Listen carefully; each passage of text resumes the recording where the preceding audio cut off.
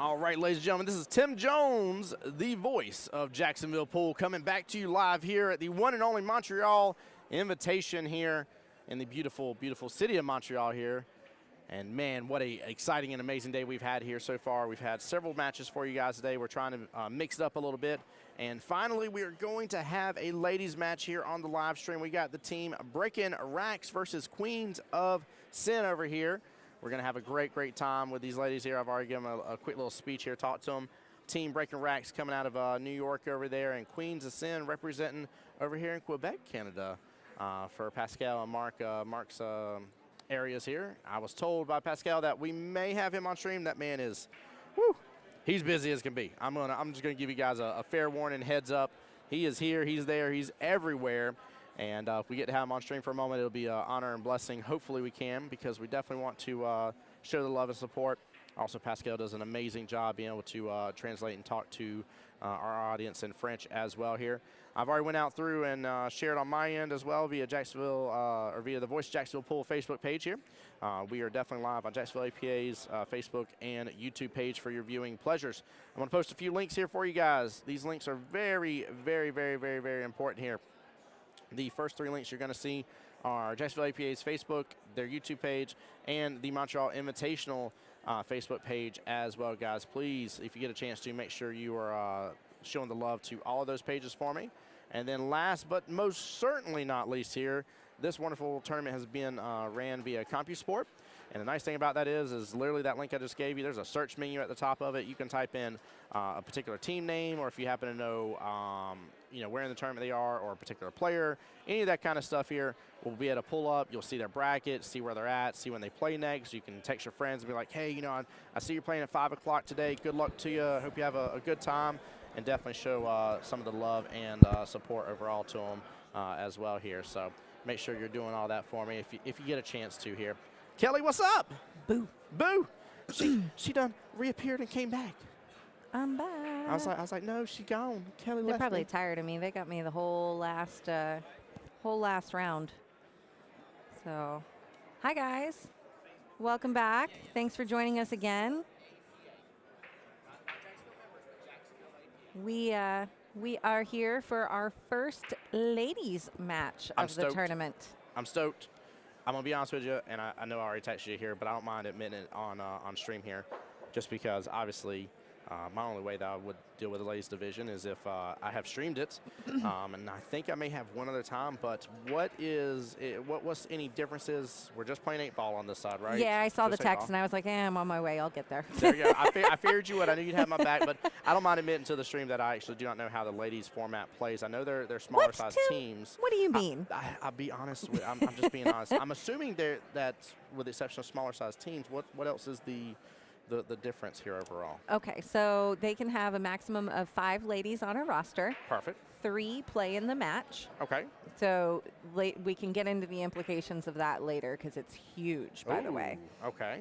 Only 3 play in the match, and they are a max skill level 13, and it's standard format 8-ball other than that. Okay. Everything else, rules-wise, Yep. follows all. Rules, APA, points, CPA, everything 8-ball. is 8-ball.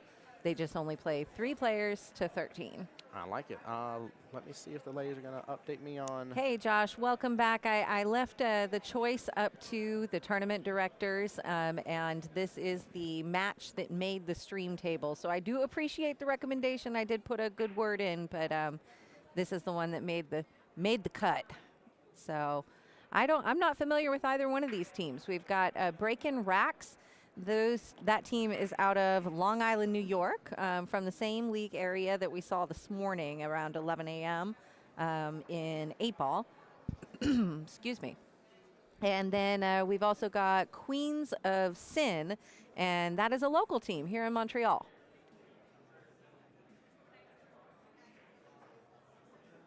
So welcome back. If you were here with us earlier, thanks so much for being a part of the stream. If you don't mind, hit the share button. We want to let everybody know we're here with ladies now. If you've got friends or family here, or you know this team, make sure you tag them.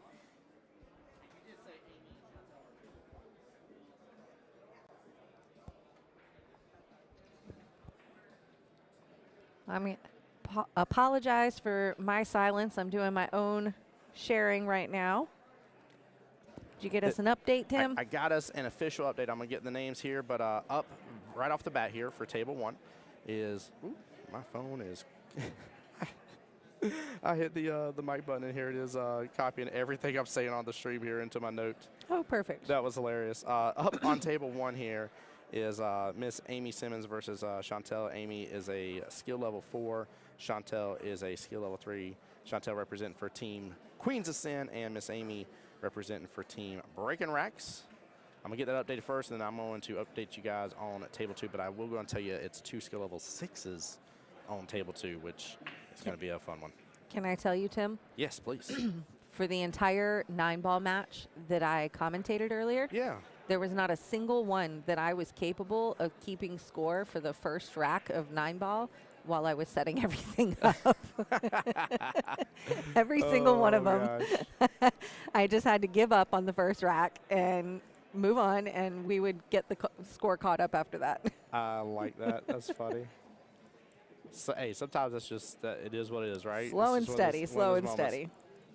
Dan on the YouTube side of our stream here, showing love and support to Amy, saying "Go Amy!" There, I wanna hear a lot more of that. By the way, I'm very excited for these ladies to get a chance to be on stream.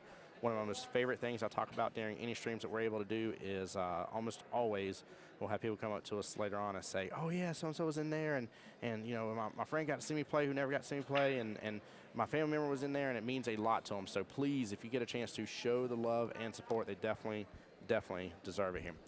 Up on the top table there is Julia versus Roxanne. Miss Julia is representing for Team Breaking Racks. Miss Roxanne is the captain for the Queens of Sin here. And then I think you guys are in for the treat here. I was not sure with how busy Mr. Pascal is here. I was telling Chad earlier, I was like, you're here, you're there. Every time I blink twice, I'm like, he's got teleporting powers, because he was on the front end of this area. He's back over there. He's talking to somebody else. 8 other people approached him before you can take 2 steps forward. We're trying to help everybody. Hey, you're doing a fantastic job. Thank you very much. I appreciate you.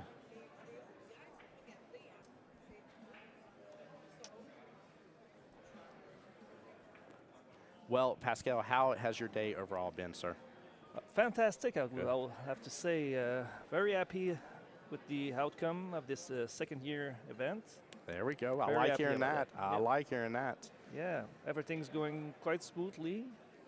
We always have a thing here and there to adjust, but it's just normal with an event of this size. So yeah, 900 people. If you don't have something to adjust, you got to give me your secret. Like, you got to tell me exactly how you planned everything out to the T. If I may ask here, so Queens of Sin represent from your area here, yours and Mark's. From CPA Rive-Nord. Donc, Queens of Sin qui jouent. Who are they playing against? They're playing against Breaking Racks, who's out of New York. So we actually kind of got bordering neighbors to an extent. You know, not too far away from each other per se. Which I definitely like here.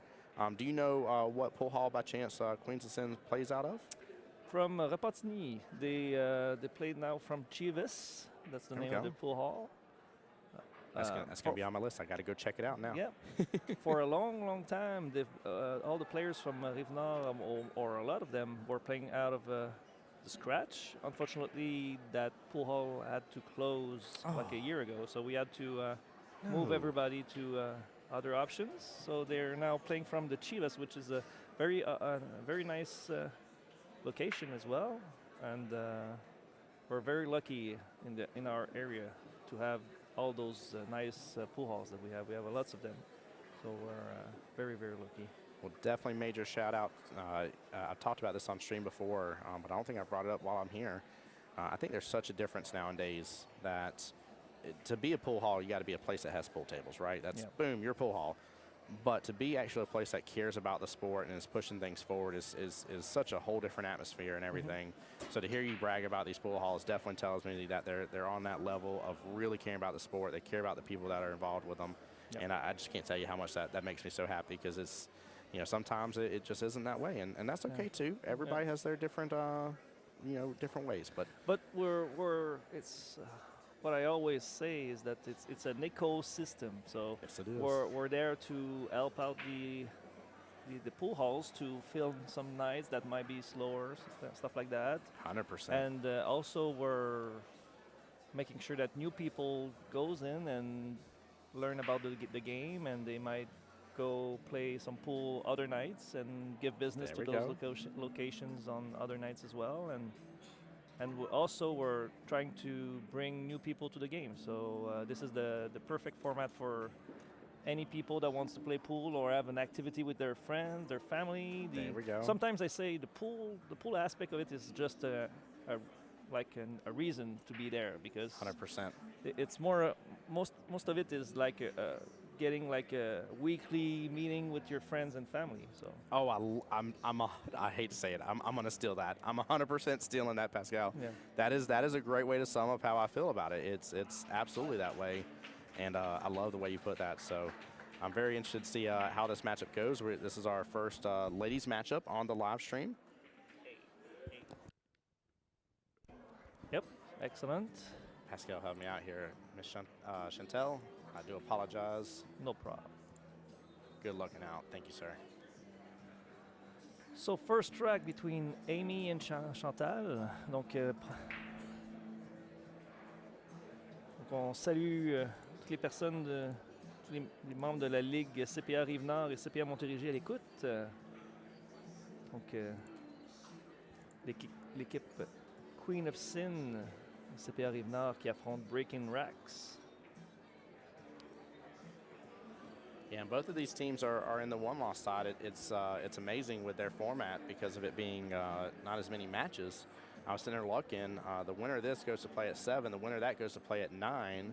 And then from there comes back tomorrow morning to play at 9 a.m. Yep. But this is fun. I mean, they literally just got back-to-back action. They're just going and going. And the idea behind that is that we also want the teams and the players to have time between rounds to maybe discover Montreal and everything. Yes. So that's why sometimes we, on purpose, give a little bit more of a gap between rounds, so they have the time to go back to their room and like refresh themselves, get a bit of maybe a sleep or something. But but then have maybe a couple rounds grouped together. Yes. Because also players like to, when they're in the role, they want to bingo have a few rounds together. So we're always trying to do the best as we can to get the best of both worlds. So that's what I was about to say. I feel like y'all have given the best of both worlds here, because sometimes I agree with you. Sometimes you feel like you're in the groove and in the zone, and you're like, I want to play another round. Yeah, who's my next opponent? Like, let's show them what we got and let's go about it and have some fun. But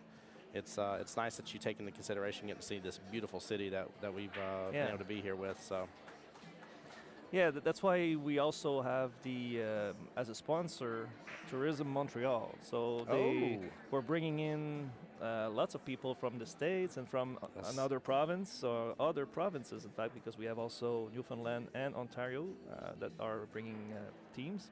So we have that aspect as well, where we're bringing people that often have never visited even Canada. So we want to leave them a bit of time during the weekend to maybe have the chance to discover it. So I love that idea. I cannot believe, with everything you've got to handle, that's even a check mark on your list that you're taking into consideration. Guys, I can't express to you. I'm not going to put it in good enough words, or I don't even think photos will show you what all these guys have been working on and how hard it has been to run through all this. Not that it's, that there's problems. It's just that there's a lot there's 900 players.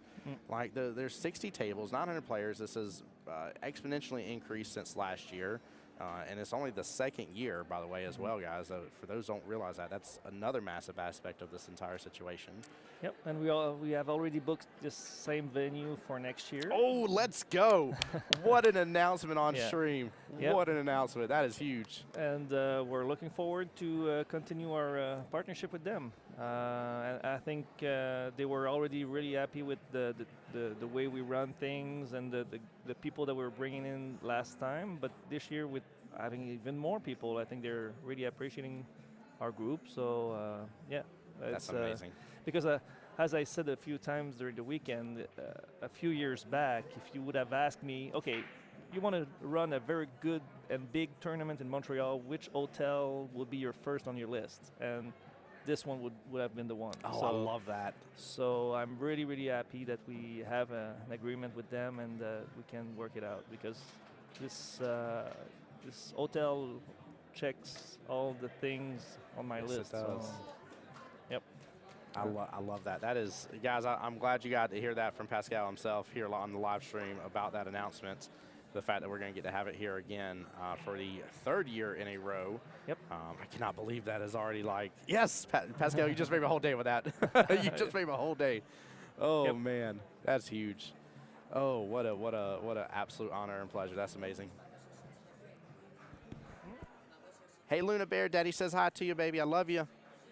Guys in chat on the Facebook side, Denise Jones, that's my wife as well. Got our 2 kids, Luna and Luke. Make sure and say hi to wifey there for me if y'all get a chance to. She's over there taking care of them kiddos while I'm up here and getting to enjoy this beautiful place. So, Cool. yeah, it's definitely. How many kids do you have? We have 2. Luna is 5 and Luke is 3.5. Oh, Yes, sir. young kids. Oh yeah, yeah. Luna's in VPK and we'll be going to peak. I guess kindergarten next year, right, wife? We should have her signed up already, I'm assuming. I'm so out of loop on some of that, to be honest with you, with all I had the my work. 2 boys with me. Were they earlier here? today? Yeah, they shot Yes. a few shots on the Predator table that we have over here in the Predator booth. That booth is beautiful. Yeah. Oh my gosh, I was very Yes, jealous of that booth. I'm like, this is beautiful. Serge Bertrand from Billard Laurentide is doing an amazing job. There we go. Amazing job.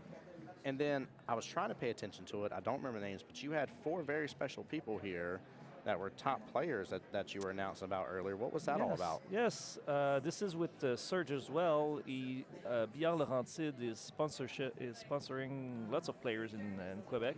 There we go. And in Canada in general, being with Predator. So we had the chance to have 4 of the best Canadian players playing some sort of an exhibition tournament with the 4 of them. So having this caliber of play right here for the people that are in between rounds and stuff, they can see them. So we have John Mora, which is really international level. Everybody knows John.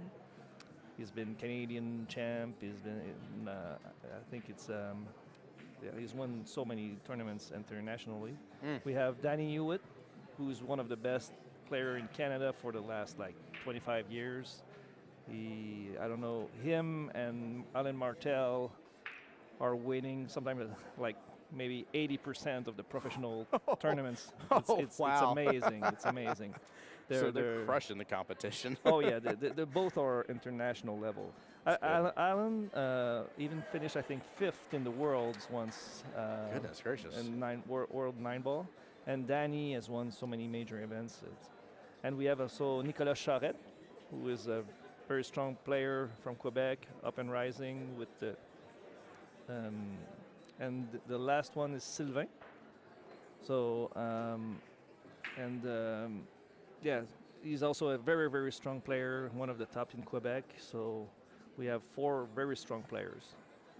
That's amazing. I love the fact that, again, I think about everything that's on your plate, and just to add even more the fact that you're bringing in some world-class champs who represent this country oh so well, and definitely for us to all be able to enjoy and get just a chance to see them up close. I mean, you're talking about, like, the guys, for those who don't know, the seating for where the Predator tables are, there's, I don't know, 15, maybe 20 feet worth of distance. 3 to 5 meters? I mean, at worst, like you're right there. You can see them, smell them, and watch them do all their amazing work that they do, and show all the drills they can run and stuff. It's pretty cool. Yep. And also at 7 o'clock for the 2nd day in a row, we'll have Florian. Florian Kohler, that is going to do a trick shot show for us.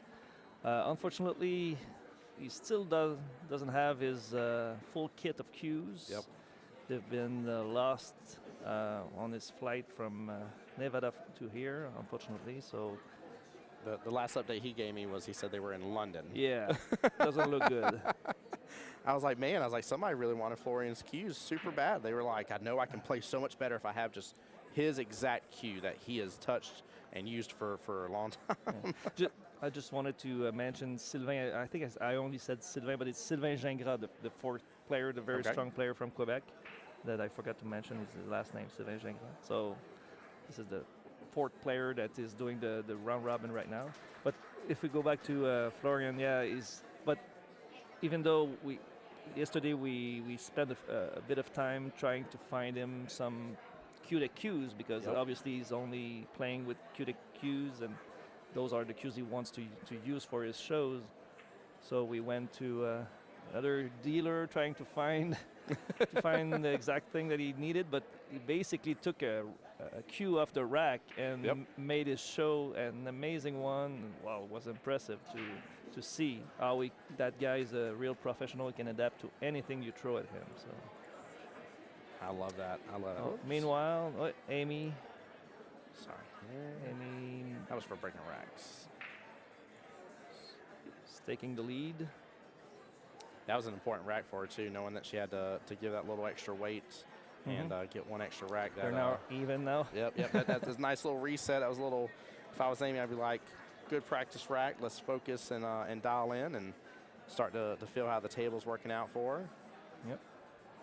Yeah, I was so stoked the moment that Kelly and Kevin had the little list, and they were like, "All right, we're trying to do a little mix up here." And I was like, "Yes!" I was like, "We're get to have a ladies on the show as well." I was like, "This is huge." I was like, that was one of the first element that I had in mind when I wanted to start this event is that one of my priorities was to have a ladies event in it, and also Masters was a very good thing to have as well because there's, except for Vegas, there are not that many events for them. No. So, but ladies was really one of the elements I was one of my first priorities, and I'm really happy that we can offer that to them. And with the 8-ball and 9-ball, I think it's next step will be eventually with more tables that we have, maybe add some part like a junior event or something like that. But ooh, wow!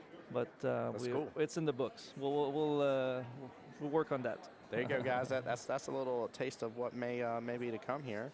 Yep. And if I may, I'm going to have you help me out with what was just said in chat on Facebook there for us. Yep. Mélanie Tiberien. Donc, hello, Mélanie. Mommy Chantal.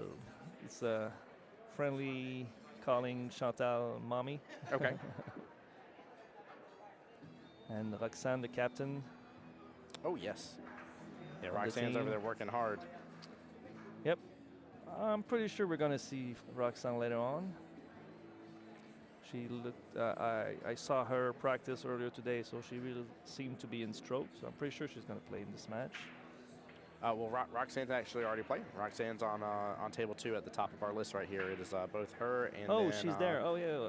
Miss Julia. I'm sorry. Julia is her opponent. Julia's representing breaking racks, and Miss Roxanne for Queens of Sin. Yeah, she's even at the table right now. So okay, yeah.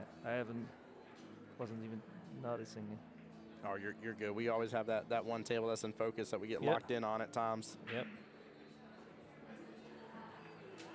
You know, I tell you, I think having the 2 matches play at once and us having enough tables to do that has been amazing, by the way. That is, even Kevin was mentioning earlier, he's like, yeah, when I was putting in paperwork, he's like, I had no paperwork that was marked for overtime. Or I was like, wow. I was like, really? He said, yeah, nobody reached into it. Nobody exceeded the timeline. Yeah. So that's huge. That's cool. Yep. That is a concept that we took from the other Canadian event that we have, the Border Battle in Niagara Falls. This is another very good event that we send players from Montreal every year since when I started being a league operator.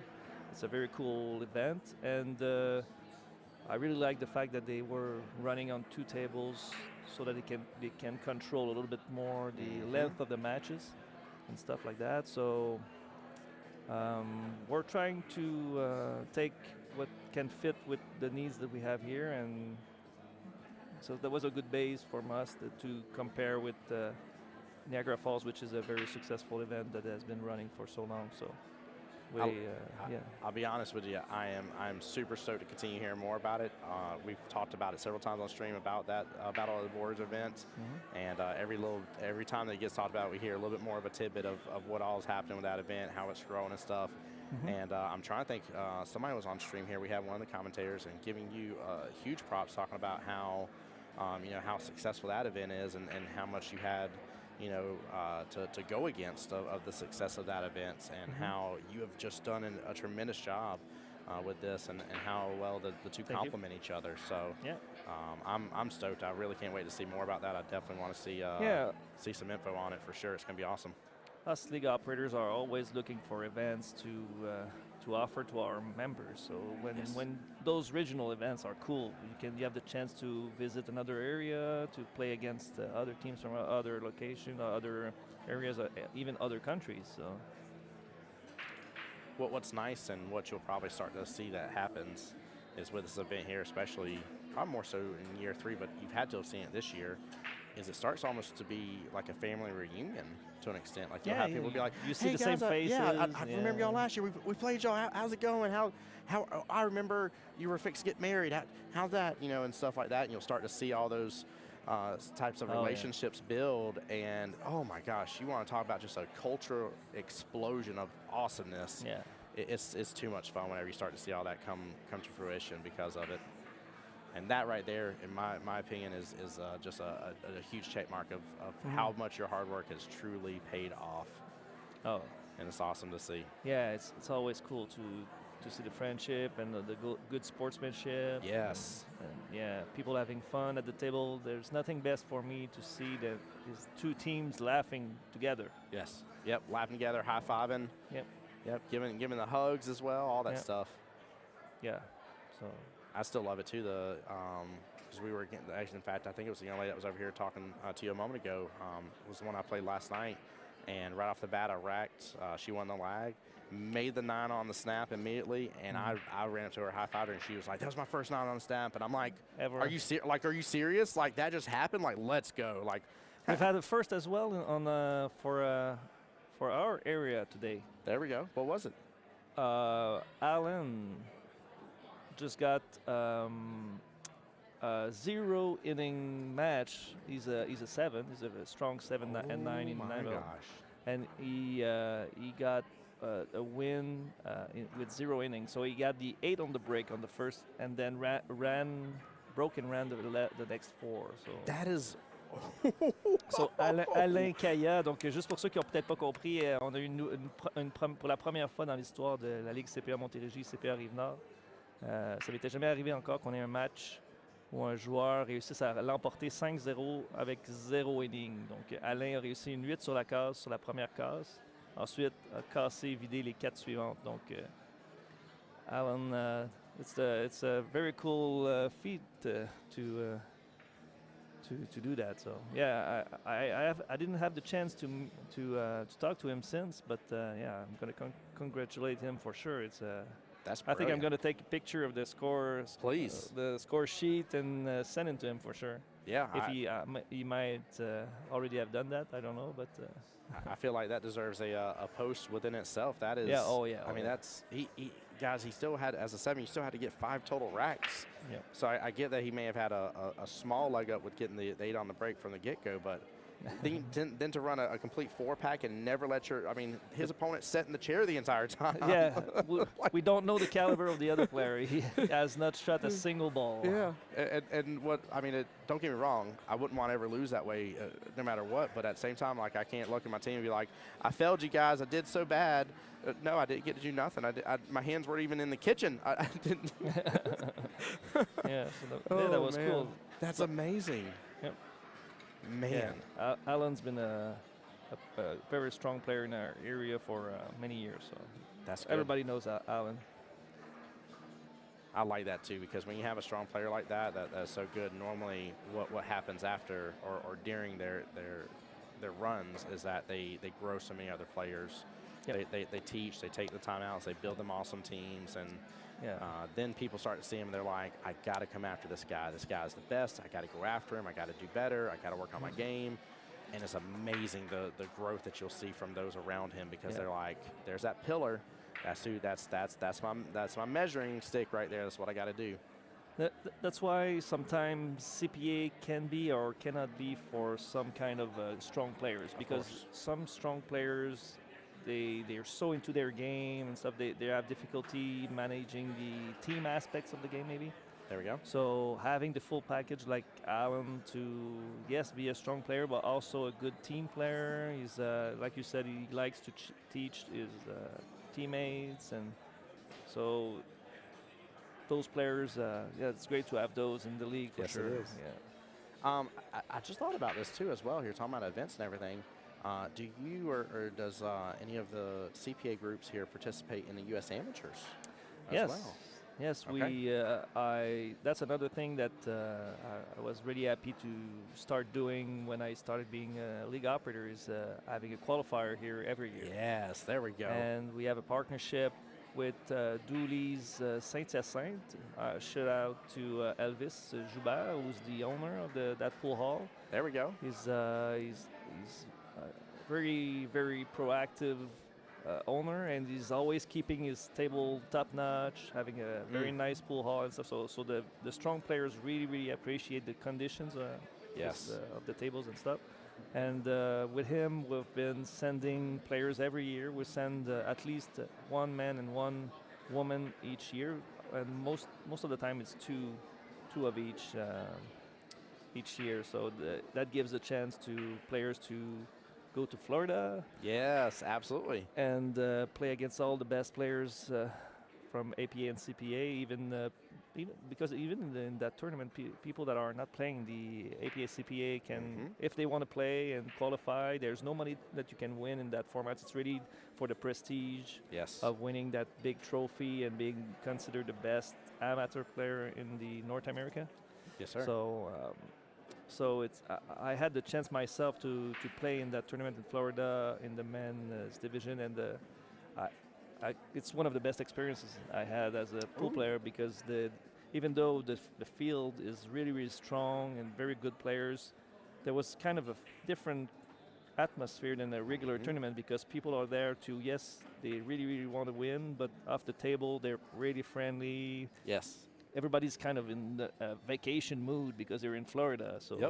So it's really, really fun. I really encourage anybody that wants to try to qualify for this event to go to it. It's one of the very cool events that we have. I definitely love that. Guys, I bring that up here, just out of curiosity for myself, just to be honest with you, because this is a learning opportunity for me as well. But B, also just to go and show you that, I mean, your options for all these different events it's just so expansive for what you can do if you so choose that you want to do it. There's so much for you to be a part of. I mean, there's always, different things that are happening within your own league and other leagues and different events. So I just want to encourage you guys, just like Pascal did here as well. Like, come be a part of it. Talk to your league operators about different things and ask them, what's available to me, what I'm wanting to work on this, or this is where I'm wanting to go, and see what's possible for you, and get involved. Sign up for it. Let's go talk to your friends. Yeah, the registration for if we were talking about the USM in particular, it's already open if you want to register for it.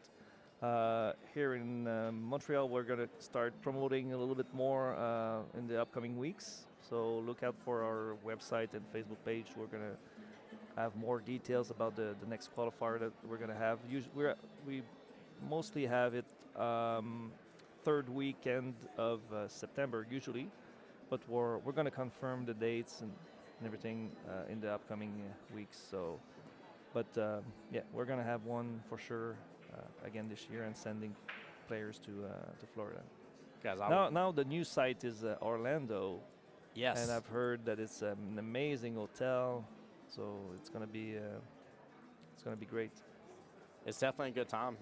Orlando seems to be the hot spot nowadays for all sorts of events. There's the Moscone Cup coming to Orlando. Yeah. Cannot believe that's even a remotely thing that is going to be. Everybody's going to your states. What's going on? They are. Florida's the place to be, but I don't see why. Why do they pick? Everybody's picking Florida. I don't see the common reason for that. I think it just, like you said, it puts you in vacation mode right there.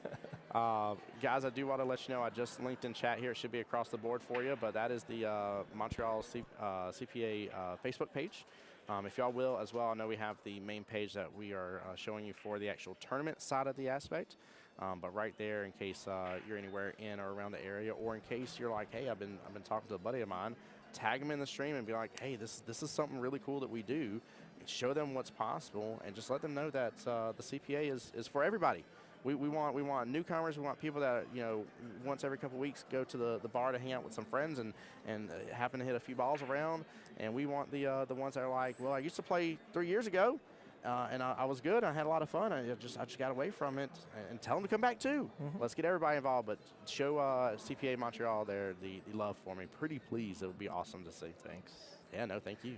And here we had Chantal that had a chance to bank the 5 to get on the 8. Unfortunately, just missed it, and now gives an opportunity for Amy to close. That was a close rack, this one. So, as always with this format, the next rack is key for Chantal to at least maybe get the first point for her team, and then if she can win the next 2. That's even better, yeah, obviously. But she has a really, like, what's awesome about this for here, and we had a similar situation happen on stream earlier today as well with our 8-ball event, is that every rack is a massive benefit from her from this point, because one point stops Amy from a 3-0, automatically gets her a point. A second point gets them an additional one on top of it. So she's in what I like to call bonus city, because everything is worthwhile for her now. So. Let's see if the ladies can maybe pull out a good timeout and help get her there and see what she can do. Yeah, that's why everybody likes this format so much. Is not only everybody is as important in the team, but also those that are more beginners or lower skill levels. Every rack they win can help the team. So yes, it can, most certainly. And that's the way you got to battle. You got to be focused on that and say, hey, I may be down. The score looks really, really grim right this second. But literally one rack.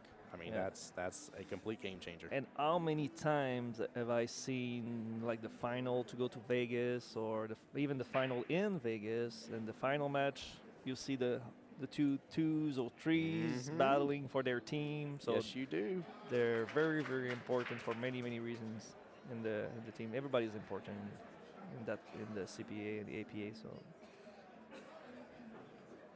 yeah, they definitely are. I love that aspect of it, though. It's you would think under normal assumptions that if you had to have a team of a variety of players, that the most important would be the ones with the highest level of skills, and the least important would be the ones that have the least amount of skills possible, or the newer players potentially.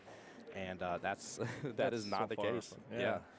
That's why when we have new people coming in and asking, or even if we see people that seems to like pool, and we ask them, oh, would you like to join our league? And they're like, oh, I'm not good enough to play in the league. And they're like, oh, good. You're exactly the person I need, because if I offer you to join a team in my league, I'll have like hundreds of captains that are going to raise their hand. So I was going to say, your phone probably blows up quickly. I know it'd be like, I got word that you may have a new person. Yeah, exactly. Oh, I love that. Yeah, so they don't believe us at first, but then they realize that, all the teams are constantly looking for new players. So. Yes. And nobody's are weaker, too weak to play. Nope. Everybody can play, so. And that's what I love about the handicap system we have in place here with APA and CPA, is that it really just gives that nice level playing field advantage or takes away the advantage from others and just levels it out here to make things more fun and just we want possible. Everybody to be able to play. Yes. So. My favorite thing I love telling people too is when they always say to me the catchphrase of I'm not good enough to play in the league and stuff. I like to remind them that I am a right-handed individual. I've done everything right-handed in my entire life. I was 3 years in the APA until somebody was giving me a timeout. They looked at me and they said, Tim, why are you shooting that way? And I said, shooting what way? And they're like, look at everybody else around you. And I'm like, is it my bridge hand? Like, I'm sitting there, like, moving my right hand all up and down. And he's like, you're a left-handed player. I was like, no. And you don't know it. I was like, no. I was like, I make my bridge with my right hand. He said, yeah. He's like, left-handed players make their bridge with their right hand. I said, you've got to be kidding me. And then I finally started looking around the pool hall, and I'm like, I'm the only one shooting this way. And I was like, how has it been 3? I was like, I'd even went to Vegas by that point. Wow. And I'm like, and you made the switch after that? no, I'm still a lefty. I do practice both though, because I had a player one day look at me and he said, he's like, I did that defensive shot because I knew you were a left-handed player. And it fired me up, and I was like, never again I'm gonna fall into this issue. Yeah, it's a good thing to have in your toolbox for sure. Hi, guys. What's up, Kelly? Welcome in. I thought I'd come give a ladies' voice to the ladies' match. Ooh, I like that thought. Yeah, it's a true. How's it going? It's Very good. good. Amy for Team Breaking Racks here is showing up and showing out. Chantel's been doing a good job. I mean, it hasn't been Getting close to play on the 8 every single rack, but unfortunately not going our way. Breaking Racks is from Long Island. Is that right? Yeah, from New York. Yep. And then the other team. Queens of Sin. Queens of Sin. Yeah. I like that name. From CPA From Invitation. Hometown. Yeah, here. Yeah. Yep. Hometown Queens of Sin. Yeah, Yep. they're representing. All right. Yeah. Montreal represent. I will be honest here, and it isn't against one team or the other here, but I definitely enjoy Breaking Racks' wonderful pink shirts all together here. That is so much fun to get to see. I was definitely just checking out the sparkles. Stop, Eightball, stop. Woo! Don't do that to me. The sparkles and rhinestone action. Yes. I'm a fan. I love whenever teams are able to come with that. I know some aren't, but it's always a fun aspect whenever you see teams with that together. We can see that we might get a tricky rack here with the 8 already being in the corner like that. Yeah, it's definitely in a difficult position at this point here. That is, I don't envy them being on this rack. I'm just going to be upfront and honest with you. This would be one of those I'd be like, you want to take over this rack for me? Like, I'm just going to pass my cue. These are the ones that Tim and I will often kind of look at each other like, yeah, it's going to end in the 8 out of turn. It's very likely.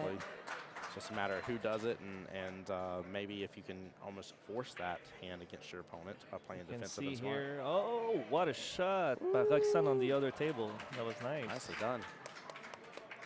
And So are any of last year's returning champs come here this year, Pascal? Good question. Good questions. Good question. Returning champs. I don't think so. He's like, good question that I don't know No, the the answer answer. to. No, as I was trying to answer, I was like, oh, do I know? Maybe I should look at the last year's winners and try to see if. Let me find that Facebook post. Yeah. CompuSport can be really handy. Oh, for yes, those. even better than the But Facebook. I've seen lots of, like Tim said, it's fun to see some faces. Familiar faces. Familiar faces, and it's definitely the case. Also because since we're going to Niagara Falls, and we have lots of teams from Ontario here, so it's cool that we see them over there, and then they come here visit us. That is really neat, especially because everybody comments about that with APA in Las Vegas, is it's like a reunion for the APA players, and so that's neat that only in your second year here you're already seeing that happening. Yep. So, 8-ball, he had Pocket Devils that won last year. I know there are even a few players from Florida who this is their second time coming up. So in fact, like yes, it's not just neighbors. It's like it's also I heard that from Nevada, Florence area, it's the same team that won. They had an amazing run that I heard to qualify for it this year again. Awesome. So. Well, they must have enjoyed it if they tried that hard. Oh yeah, that was funny. That was so funny last year, because last year during the weekend they were treated with every type of weather you could imagine. There was actually snow at one point, rain, a little Oh bit my more goodness. sunny, a little bit more warmer. They had the full package of Quebec, and I could follow them on social media, and they were like taking pictures everywhere, having fun in the snow and everything. That was cool to see people from Nevada. They were enjoying the experience of having those situations. So Absolutely. cool. And you know, snow when you don't have to be in it and you can spend the entire time in this beautiful ballroom with all these diamond tables instead is even better. And to share to make sure that when you first walk in that door, that here is on full blast for you, where you get the full defrost mode, 100%. So I agree with you, though. It's nice to be able to be in such a wonderful hotel with that. Oh, yeah. And if you want to jump outside for 5 minutes real quick and enjoy a little snow out there, it can happen. Is it always this windy here? Is this normal? Yes. Wow.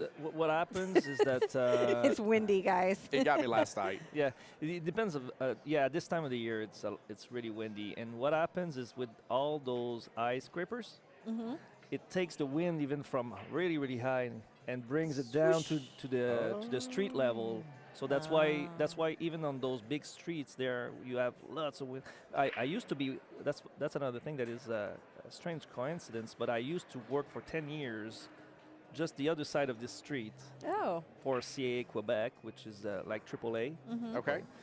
So I was using train and buses to get here, and I was always walking down those streets around here, and those get so windy, as you Oh, said. yeah. And that's because of those winds that comes from above, Sweeping because on of down. those big buildings that make some sort of a tunnel for the wind. So. Well, that definitely explains it from last night when I was walking and getting some food at, I went to Dunn's. By the way, phenomenal food. Oh, yeah. My gosh.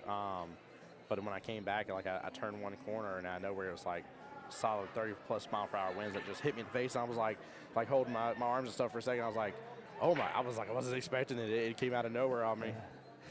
Oh. And on the other side of the street, you have someone from Montreal in T-shirts and shorts. Yes. I always make fun of my son here for a second because he's such a Florida boy through and through. He prefers to have his like hoodie sweater on, and then have his shorts and his flip flops. And that is his. Don't give him jeans. Do you he doesn't see want my jeans.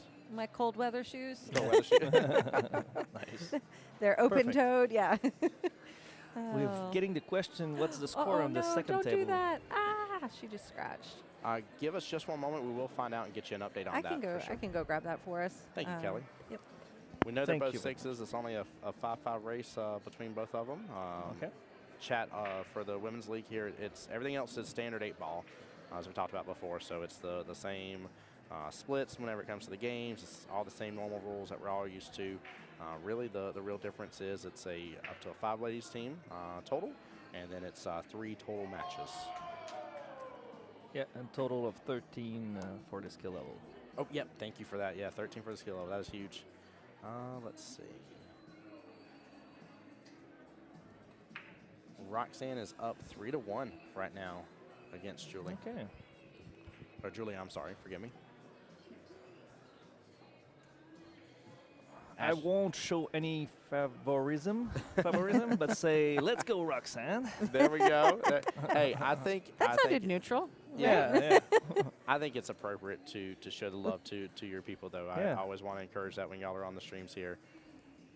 It's funny because we're always neutral like 364 days a year, and There you except for today. Yeah, because right. we're playing against other areas, so Right. I can cheer for my That's- guys. You got That is to. my so girls. true. You got That to. is so true. Yeah. I love it too.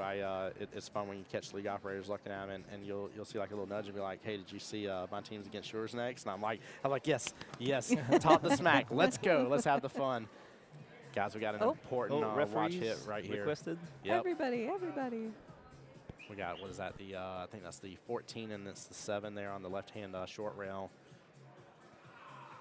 And looks like a kick shot is going to probably be the best call here to go up against the long rail there. Go top and then come to the left a little. It is Are off the your rail. referees all local players? Yep. All right. Yep. Awesome. Volunteers from here, and some of them also from Ontario that made Okay. the trip to volunteer for the event. That's awesome. I've seen a lot of this guy. I don't know his name, but Simon. Simon? Yeah, Simon. Yeah. I know he's been working hard and seems to Oh be yeah. covering all weekend. Yeah, he's a nice guy. He's also involved with our junior program. He's been helping me with the coaching with the players. great. Yeah. He's That's awesome. a very nice guy. That's huge. I've been trying to make sure and just remind Stream as well. And I know Ooh, y'all aren't what here a physically. nice safety. But Oh, if you know the refs, give them a shout out in Stream as well, and just tell them thank you, because again, it's volunteer work. That's the massive part. And I've seen them working between cleaning tables and cleaning up the He's gonna be balls back. and stuff and everything. Here comes Simone again. We're gonna call him our special guest show referee. And actually, it's his first experience as a referee in a, Oh, in a okay. major event. So yeah, he's doing an incredible job for his first time. Give a shout out Simone there. Let's go. I like this. She's gonna go in between the two short rails there. Yep. Short angle. Oh, it's gonna be interesting. Oh, it's gonna be Oh close. my. I don't think so. No, unfortunately. Oh, she even missed a 7. Yeah. Well, there we go. It's Yeah. even better for her because Yeah. it's a harder shot for Chantal. If she would have split those two, it would have been so much easier for her. Right. So it's kind of a win out of a miss. Yes, it is. Yeah, that was again, that was a good one for her to have missed for sure. If So you had they're to. going to ask the referee again. I wouldn't be surprised because it's going to be close. So Oh, this, no. Okay. It's all right. this question might have been asked already earlier. Do your ladies qualify for this through division play? Yes. Yeah. Okay. Ooh, that is interesting. I like that. Yes. That's really huge. They had multiple equations to do so. The first one was the runner-up for Vegas, qualified for here. And That's a nice streak. also we had a little bataille des rives that we call it. It's the battle between the two areas. Okay. So the ladies from both areas had a tournament together, and the winner was coming here as well. So Oh, okay. so the ladies So you had have two teams here? four total. Okay. Because we had the runner-up of both areas plus and the fourth one. Let me remember. I think we had 2 winning by this Bataille des Rives. I think we sent 2 this way. Oh, okay. I'm confused. But yeah, we have four ladies, the team that came to this event, that participated. That's so Nice. exciting. You know, I Oh, used very to good one. question with Southeast Challenge in Jacksonville. We did that a couple of years, and it's like, you know, is that exciting for the players? They don't get to go somewhere. And yes, it's still very Yes. exciting for the players. Oh, like, yeah. It was always such a bummer whenever you would play a world qualifier and you're like, here we are. We're in the finals. This is it. We've worked so hard. There's 5+, 7+ teams behind us that we've taken out and knocked them out of here, and here we are. And then you get to the finals and you're like, that was a great match, but we lost. Yeah, That's it. that's it. It's, Yeah. it's over. Yeah, that's why when we're able to, we Have a like to second offer place. offer something for the second place. It's massive. It is a complete night and day game changer. Yeah, I when know, we at least can for do our that, yeah. area, and it's so awesome to hear that y'all do that too, and especially for the wonderful ladies divisions as well. I love seeing this grow. Obviously, there's always a situation or an element out of the depending on how the players' fund can offer it. Obviously, Right, But, yeah. but when we can, it's cool to because we're all about experiences that we offer to players. So Oh.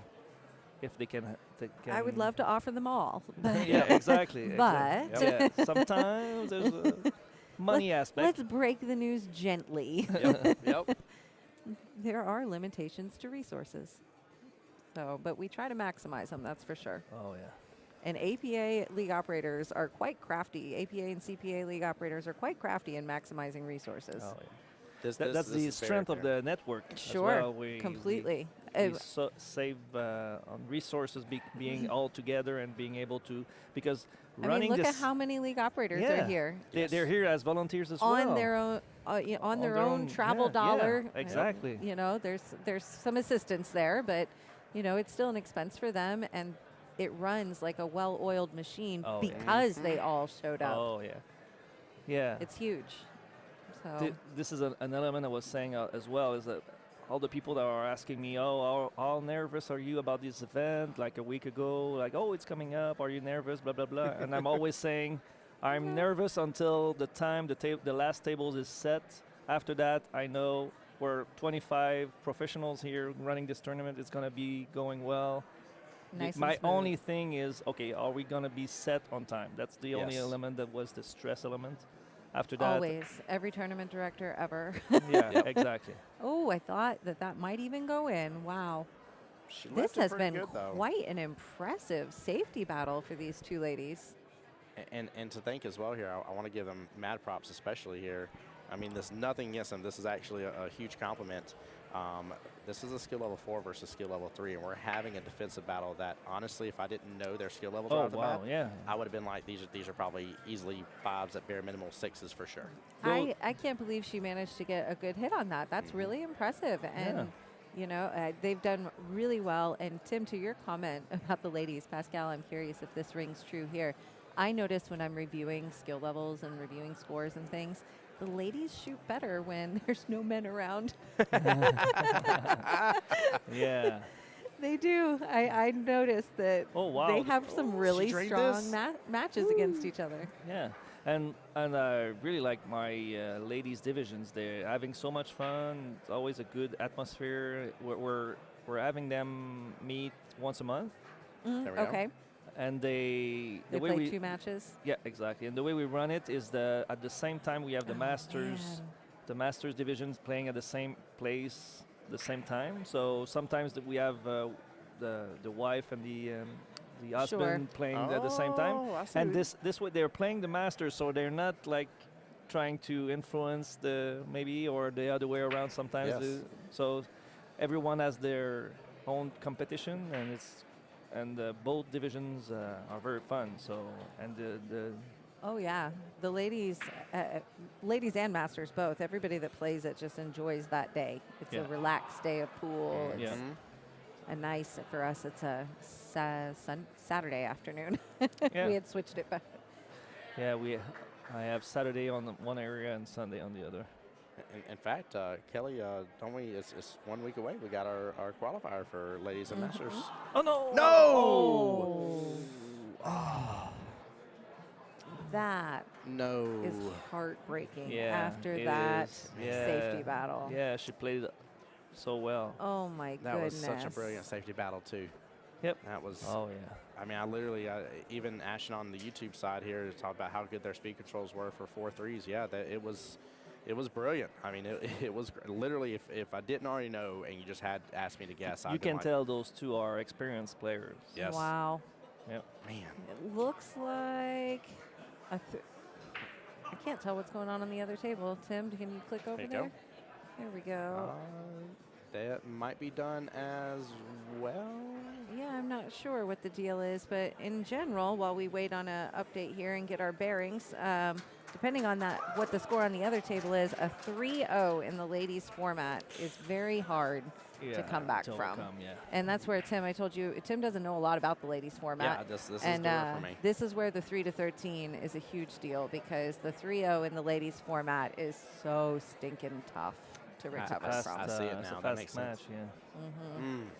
So we'll see what's going on the other table. Let me go.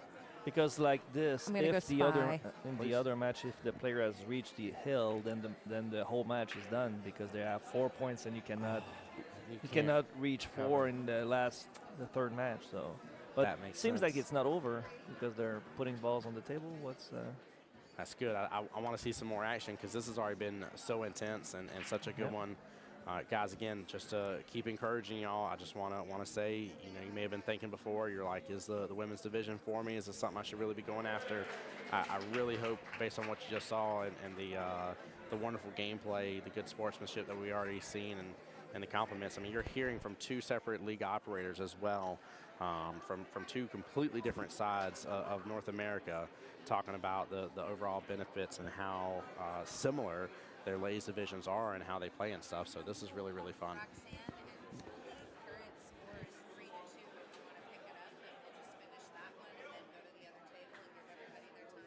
Who's got the 3? Roxanne, that's hard. I got it.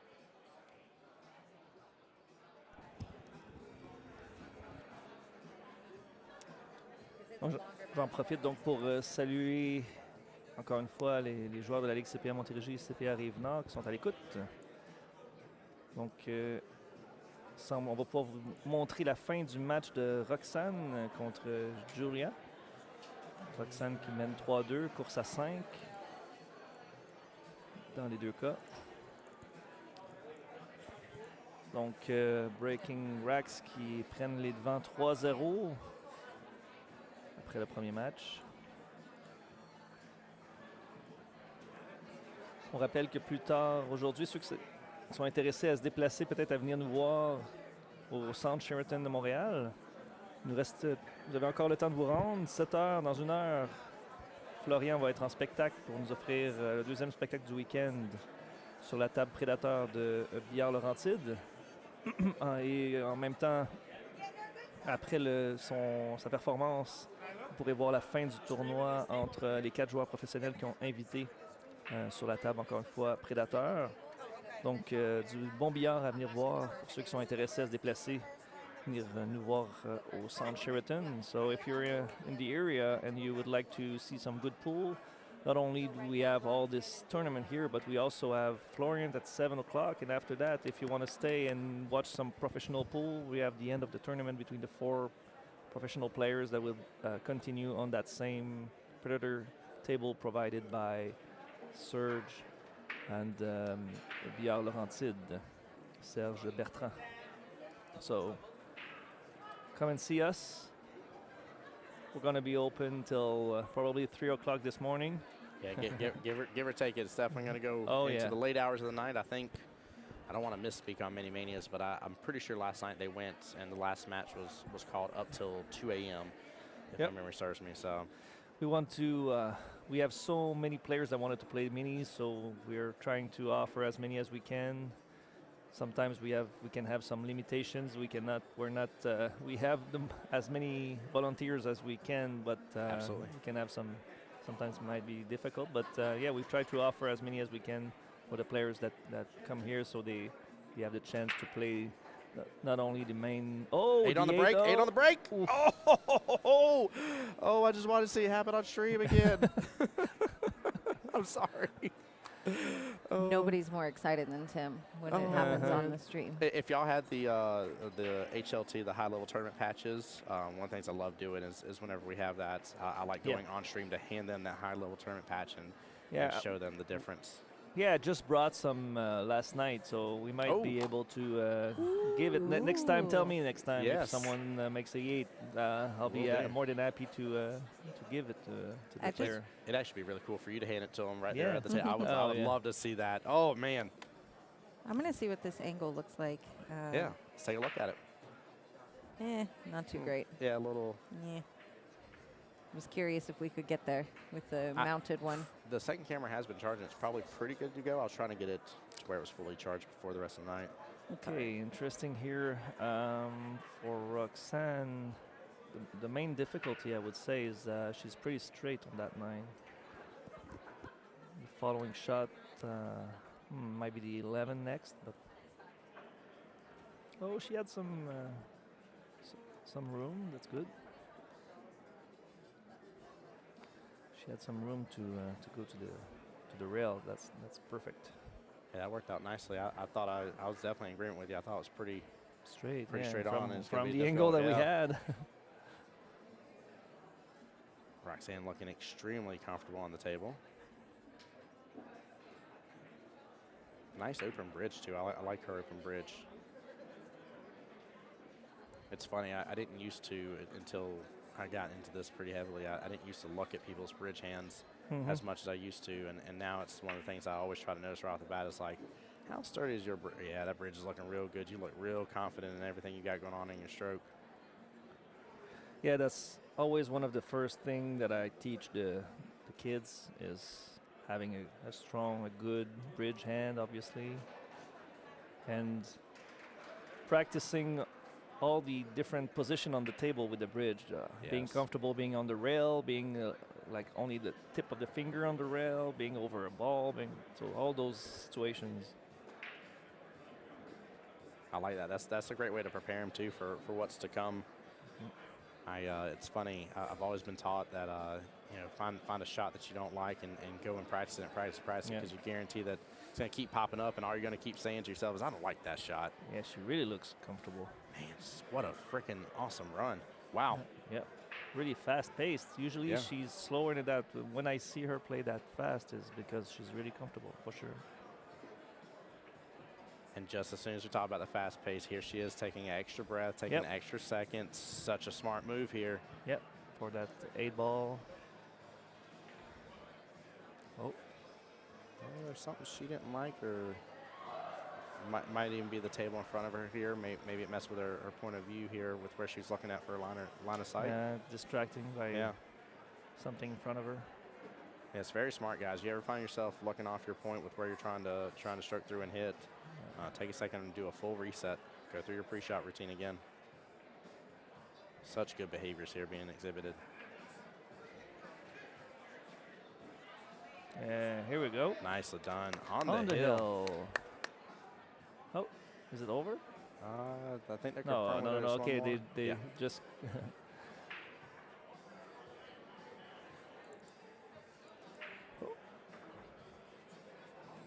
Queens of Sin is on the board here, getting on the hill, getting that point, and still a potential second point.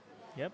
Up for grabs here. Julia still 2 racks away from getting on the hill and adding a pretty good amount of pressure, potentially, to Queens of Sin here. But we'll definitely see how this finishes out. But I liked Roxanne's pace on that. That was that was very nice, very well done. Yep.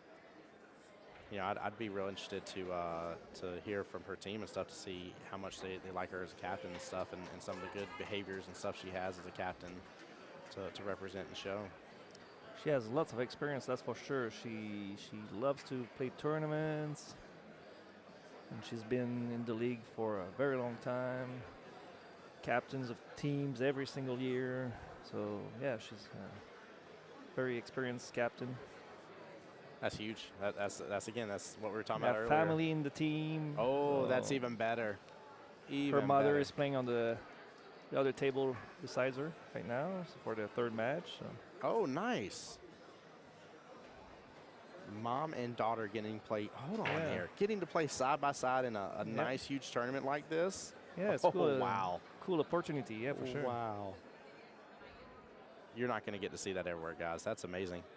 That literally just ties into us talking about it being a family reunion. Yep. They literally have their family here. Yep. That's awesome.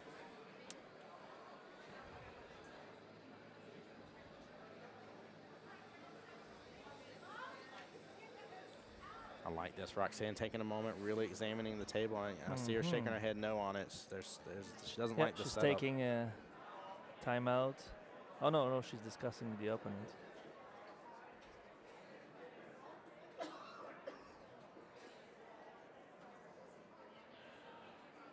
Not sure exactly. She wants to know. I think the table. She's got one of each down. Okay, that's why. Yeah, the table's open, so. Yeah. Yep. In theory, she could hit the 14 and make the 2, and then it would be a legal shot, and continue with the solids afterwards. So that maybe that's why she was just wanted to make sure that the opponent was aware that it was a legal shot to do so. Maybe that's a good thing to do. I would consider that good sportsmanship right there. Exactly. With that. Exactly. You're preventing a potential argument or issue at all, and clearing it real fast. I always like to, whenever people are like, I know it's going to be a close hit with where I'm going on shot. Do you want to get referee? Do you want to get referee? Do you want this watch? Like, offer that up to your opponent, even though you don't have to. It's just such great behaviors and really, really fun to see. Because 95% of the time when there's a situation between two teams, it's basically misunderstanding of something. So if we can prevent it the best we can, then it helps for easier match. Yes, it does. Better experience for both teams as well. Roxanne on the hill, huh? Yeah, she just had, while you were working on that very, very diligently, She had a super nice pace to her. I was even commenting, like, I loved her bridge hand, like, it looked very firm and stuff, her stroke. And even though she had a nice fast pace to her, the moment she got on the 8 Kelly, she took a moment, took a breath, took her time. There was something in her view by the look of it that, like, messed with her line of sight or something. So she stopped, reset. I mean, just all the amazing behaviors that you really want to see in a player. Well, good. Yep. Plus, we learned something very, very cool, Kelly, as well here. Her mom is playing on the table right next to her. Oh, that's neat. I Yeah. hope somebody's getting a picture because that's really cool.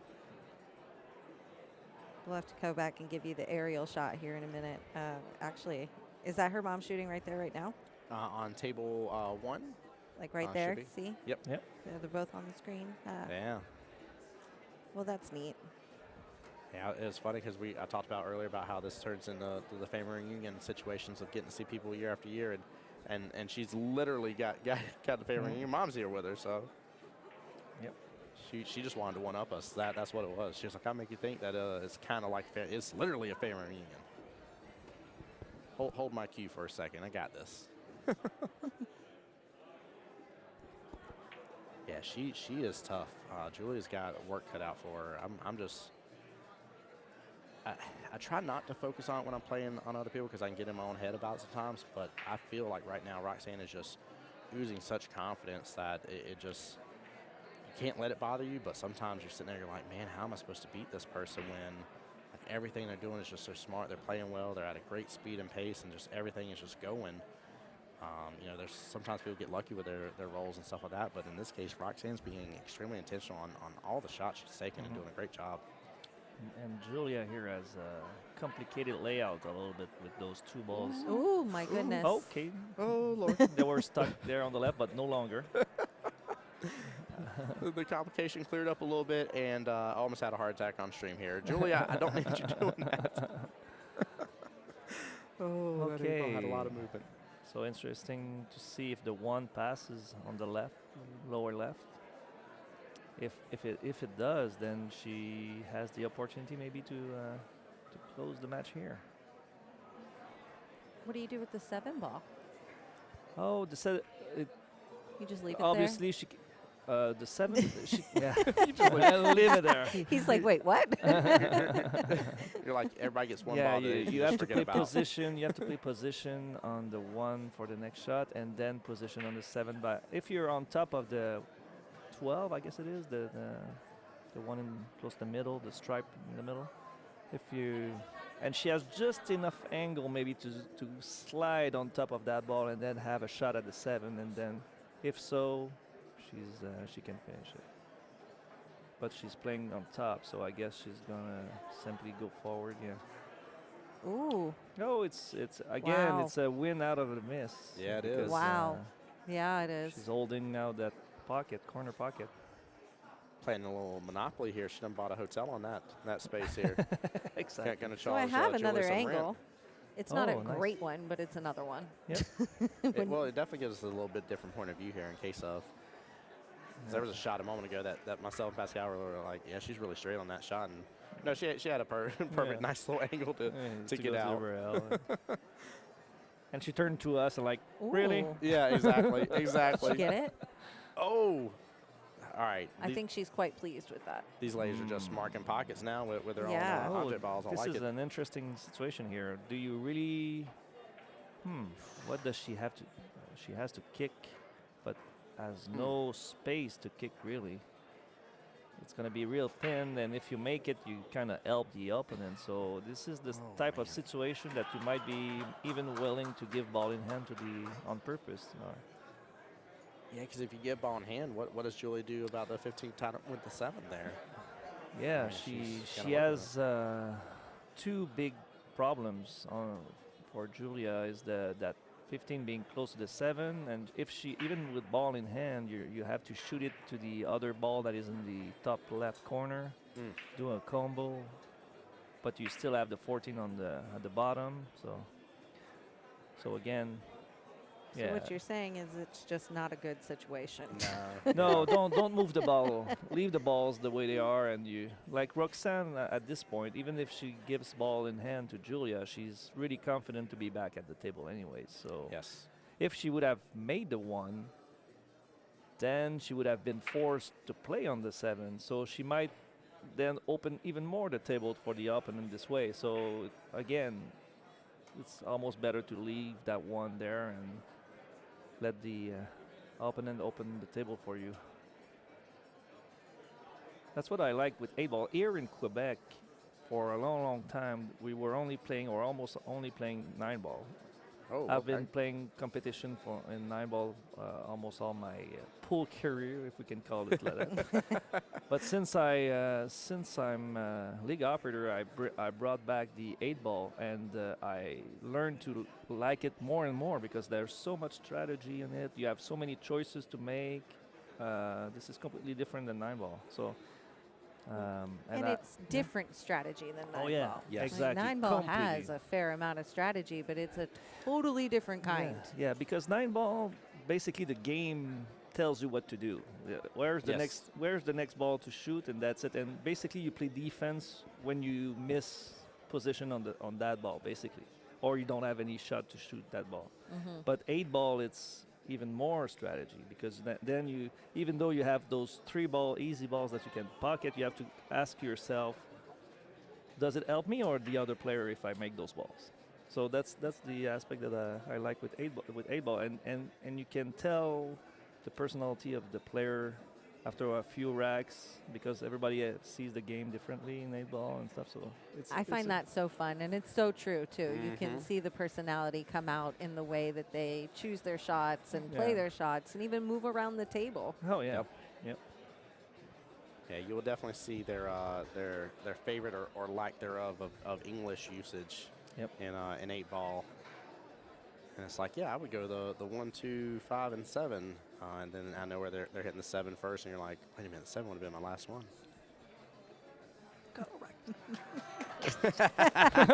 Pascal over here. I wish I had my camera ready for that picture because he was really into that 8-ball. That was awesome. That was so good. All right, that wraps nice. up that match, and I'm going to flip us over right away. I'll go get the score update, Okay. but maybe you can talk about who this is breaking.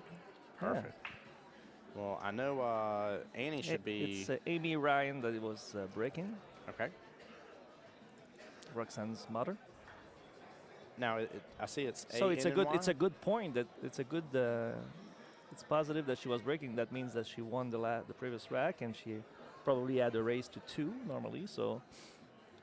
Wesley on Facebook said, was that 2 7s or 2 6s? Those were 2 6s, sir. And this is the wonderful ladies division format here. Wesley, how you doing today, bud? Welcome to the stream. That was a fun. I'm glad we got to catch. I know it was towards the tail end of that matchup. That was a good matchup. I was very proud of Roxanne on that one. That was what an all-star player. She's gonna be happy about that match. She played pretty well. All right, and Christine here, 3-2 race. Give me 1 second here. I'll get everything updated, guys. Well, this match has worked out very successfully in bouncing between the 2 tables and giving everybody a little bit of stream time. Yeah, that's cool. Yeah. Thank you guys for providing this to the players here. Absolutely. Yes, it's been a blast. And I have to say I'm really impressed by all your setup here, professionals. Well, thank you. I myself try to provide streams for my players once in a while when I have some very important matches and stuff like that, but I'm nowhere near close to have all the text that you have here. It's really cool. At some point in the last 2 years, we made a commitment to invest in this. Yeah, that's, so I would say. So shout out to you, and thank you for coming from Florida again to do this for us during this weekend. Thank you, Tim. Yes, thank you as well. We appreciate you having us. Kelly, I unfortunately let your phone lock. I did not see who had what racks already.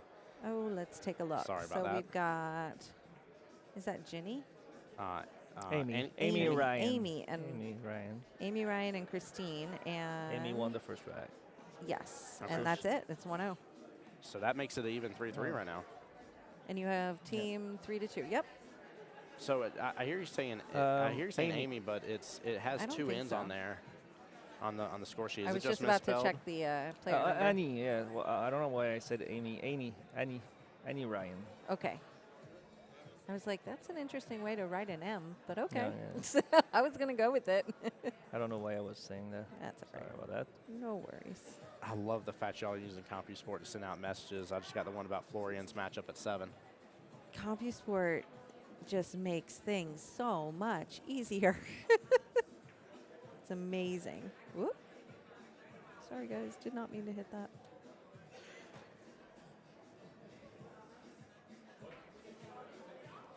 Yes, sir. I don't normally So do if that, you but are it's just easier. tuning in with us, thanks for being here. We are watching the third match, the third and final match of a ladies match between Christine and, how do you say it, Annie? Annie Ryan. And Breaking Racks is a team out of New York, Long Island, New York, and Queens of Sin is the hometown Queens of Sin here in Montreal.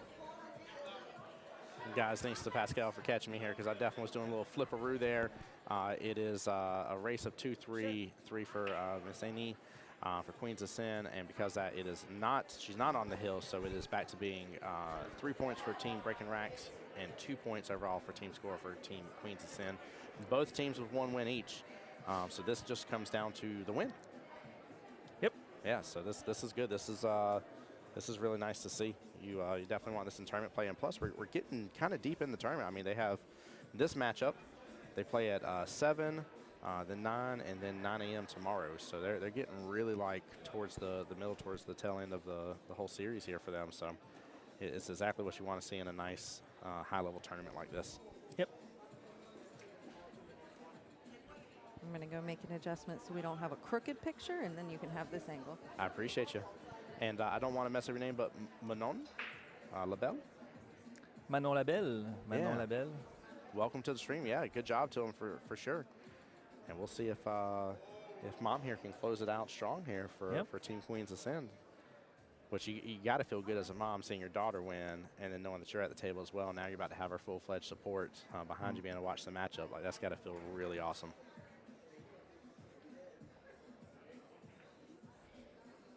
The other nice thing, too, is as well with Annie being a 4 is, again, it's just like the first matchup we saw during this whole event for the ladies is a very similar situation where the first rack's over with, kind of, Evens out. evens it out. So. And also, Annie has reached the skill level 4 just recently. Oh, congrats! Yeah, Yes. she was playing very well lately. I guess she improved by playing in that with her daughter and this team, and because she had a very successful strike series of wins and stuff like that. She really improved lately, and then to a 4, and having that first win then kinds of evens things with. So maybe she's now a little bit more comfortable than having to have one more rack to win than her opponent. So it is amazing how that can be very very nerve-wracking when you move up, and now you got that in the front of mind right there, and it's just top of mind and just trying to bother you of like, oh, but I got to give them one more, and that's going to be so much more difficult. And honestly, like you earned that rank for a reason. So if you can somehow or another just continue to muster the same game you've been playing, you got it. Like, you're going to do just fine. Just got to have that faith. Yep. Chat, for anybody just tuning in here, because I see we got some new viewers coming on in as well. This is the ladies division side of the CPA Montreal Invitational. Keep in mind as well, we have the 8-ball, 9-ball. There we go. I like that, Kelly. We have 8-ball, 9-ball. We have ladies and masters, and we have mini manias going on as well here, plus a second chance tournament that's going to be happening as well. Florian's fixed to get started here very shortly with his show.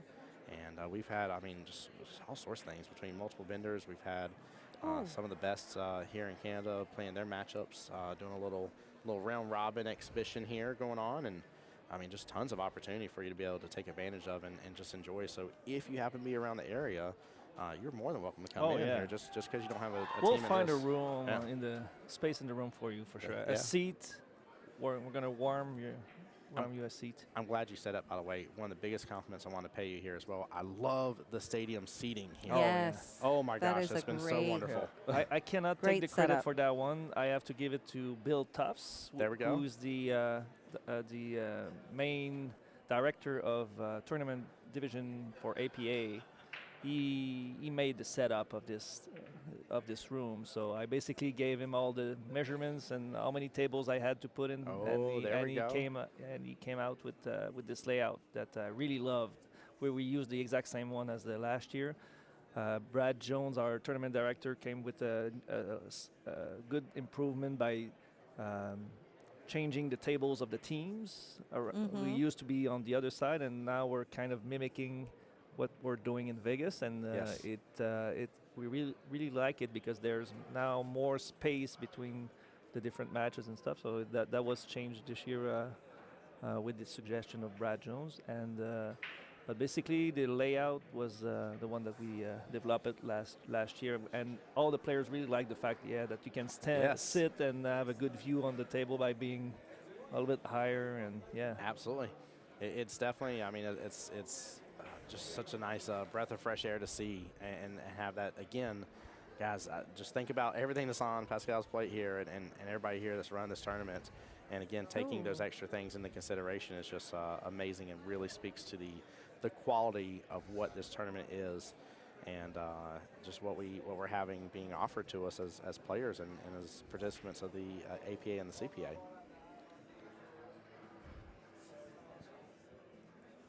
Little different pace here we're watching from the match with skill level 6s. This is a Yeah. little bit more classic ladies style, There we right? go, This yeah. is the ladies matches. So I would imagine the 2-3 races are pretty common in ladies league, and but both of these ladies have probably had a fair share of matchups again in 2-3 races. They're comfortable in this situation.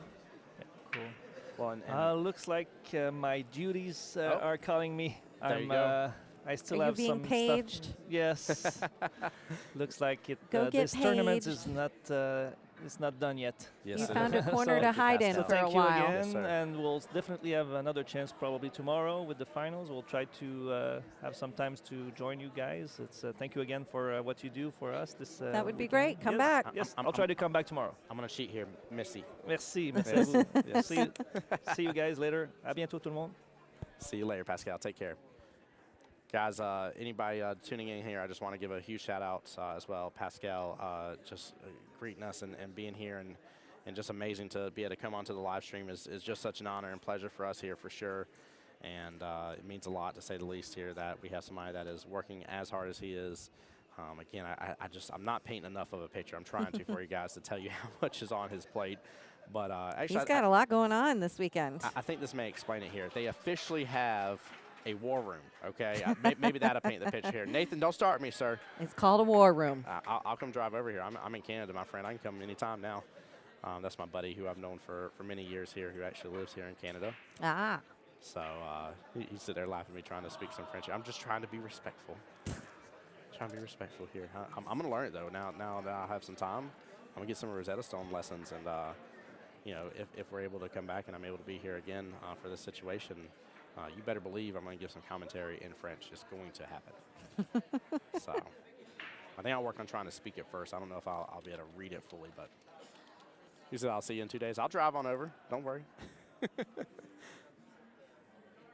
I love it. So we're going to be rolling right on into the next match here. We're not even going to need to kill the stream, I don't think. That's so phenomenal. yeah, we're going to be going right on into the next one. We have an 8-ball match coming up for you guys at 7 o'clock. Woo! I already know which match it is. I'm checking in with CompuSport right now to see if the teams have been declared. But the match was chosen because all 4 of the teams that could feed into the match are representing league areas that we haven't seen on the stream yet. So we're excited to get some diversification going on. Yes. All right, so one of them has been declared. We will be watching Mark's Sharks. Ooh. Mark's Sharks. They're another team out of Ontario, but in another area from Ontario. Okay. So there's multiple areas here from Ontario. Gord and Cheryl Lee Fessenden are the league operators there. Excellent. So Mark's Sharks. I'm going to have to say that slow every time we say that. It's a little tongue twister, isn't it? Yep. I like it.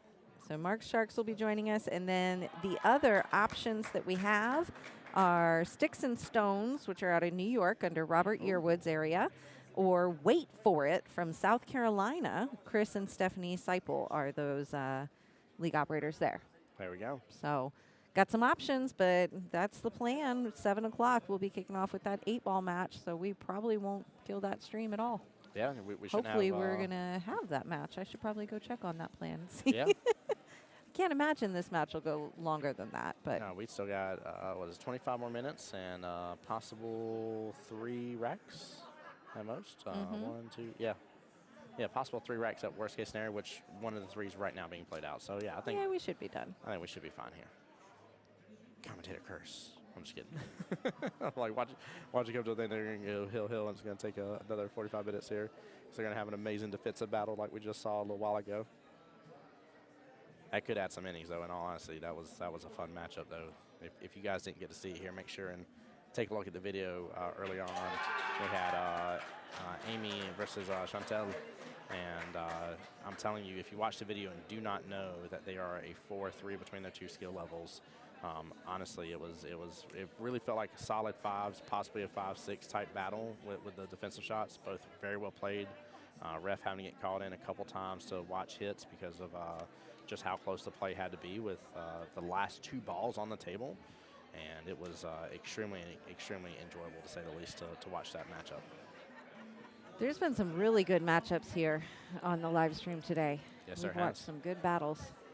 And the nice thing is, too, and Kelly, I just want to tell you thank you as well, because I know you and Kevin, y'all worked hard on this aspect of it, but I love the fact that, I was trying to pull up the sheet now, but y'all worked hard today to make sure that between the different formats, we were going to be able to have some representation across the board on stream of all the different formats, which is amazing. And I know it's not easy because of all the time slots that there are, and just how the day has to continue to progress. We can't sit there and wait on things. So we got to keep things going when we can, and sometimes we also got to wait for other things because stuff happens. So It's true. So we got another round of 8-ball going on tonight at 7 o'clock, and then that's not going to work. I was about to announce something that's not going to work. yeah, that's right, because 8-ball may will probably go past the 2-hour mark for the Masters. For sure will. So we'll see. We'll play it by ear just in case. We never know what can happen. We have seen, in fact, we've seen a 7-0 on stream in the events overall. So depending on how it goes, there is a 9 p.m. round. If possible, guys, we will give you that coverage. 9 p.m. round of Masters. Masters, yeah. So that was the plan. We'll see if we can stick with that. And I'm not even, I can't even say I'm biased here in the sense because we were playing 9-ball with Paul's team here, but I've enjoyed Masters play so much. It has been so much fun to watch. There's mom and daughter right there on screen here. We were talking about just a moment. That was Roxanne, team captain there, talking to her mom. And there's the 8-ball marked for the bottom right-hand corner pocket here. Oh, my goodness. It's going to be close to it. It's going to stay very close. Oh, my goodness. It's a diamond away. And I think we might see Christine with a little bit of a run right here.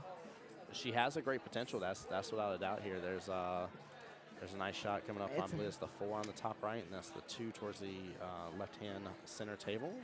It is not exactly a complicated run. Things are set up well to just make them and not have to do anything funny. I was about to ask. I was like, I hate to say it, but we've been talking and adjusting and doing things. I was not sure if the timeout had been called. But Kelly, you and I always love to call roughly the same time. Do you agree that it's now time to call the timeout? I was hoping that they did. Yes. I was hoping that they did. Y'all will definitely notice it is one of mine and Kelly's favorite things to talk about in the aspect of when a good timeout should happen. And it's before you get stuck in the mud.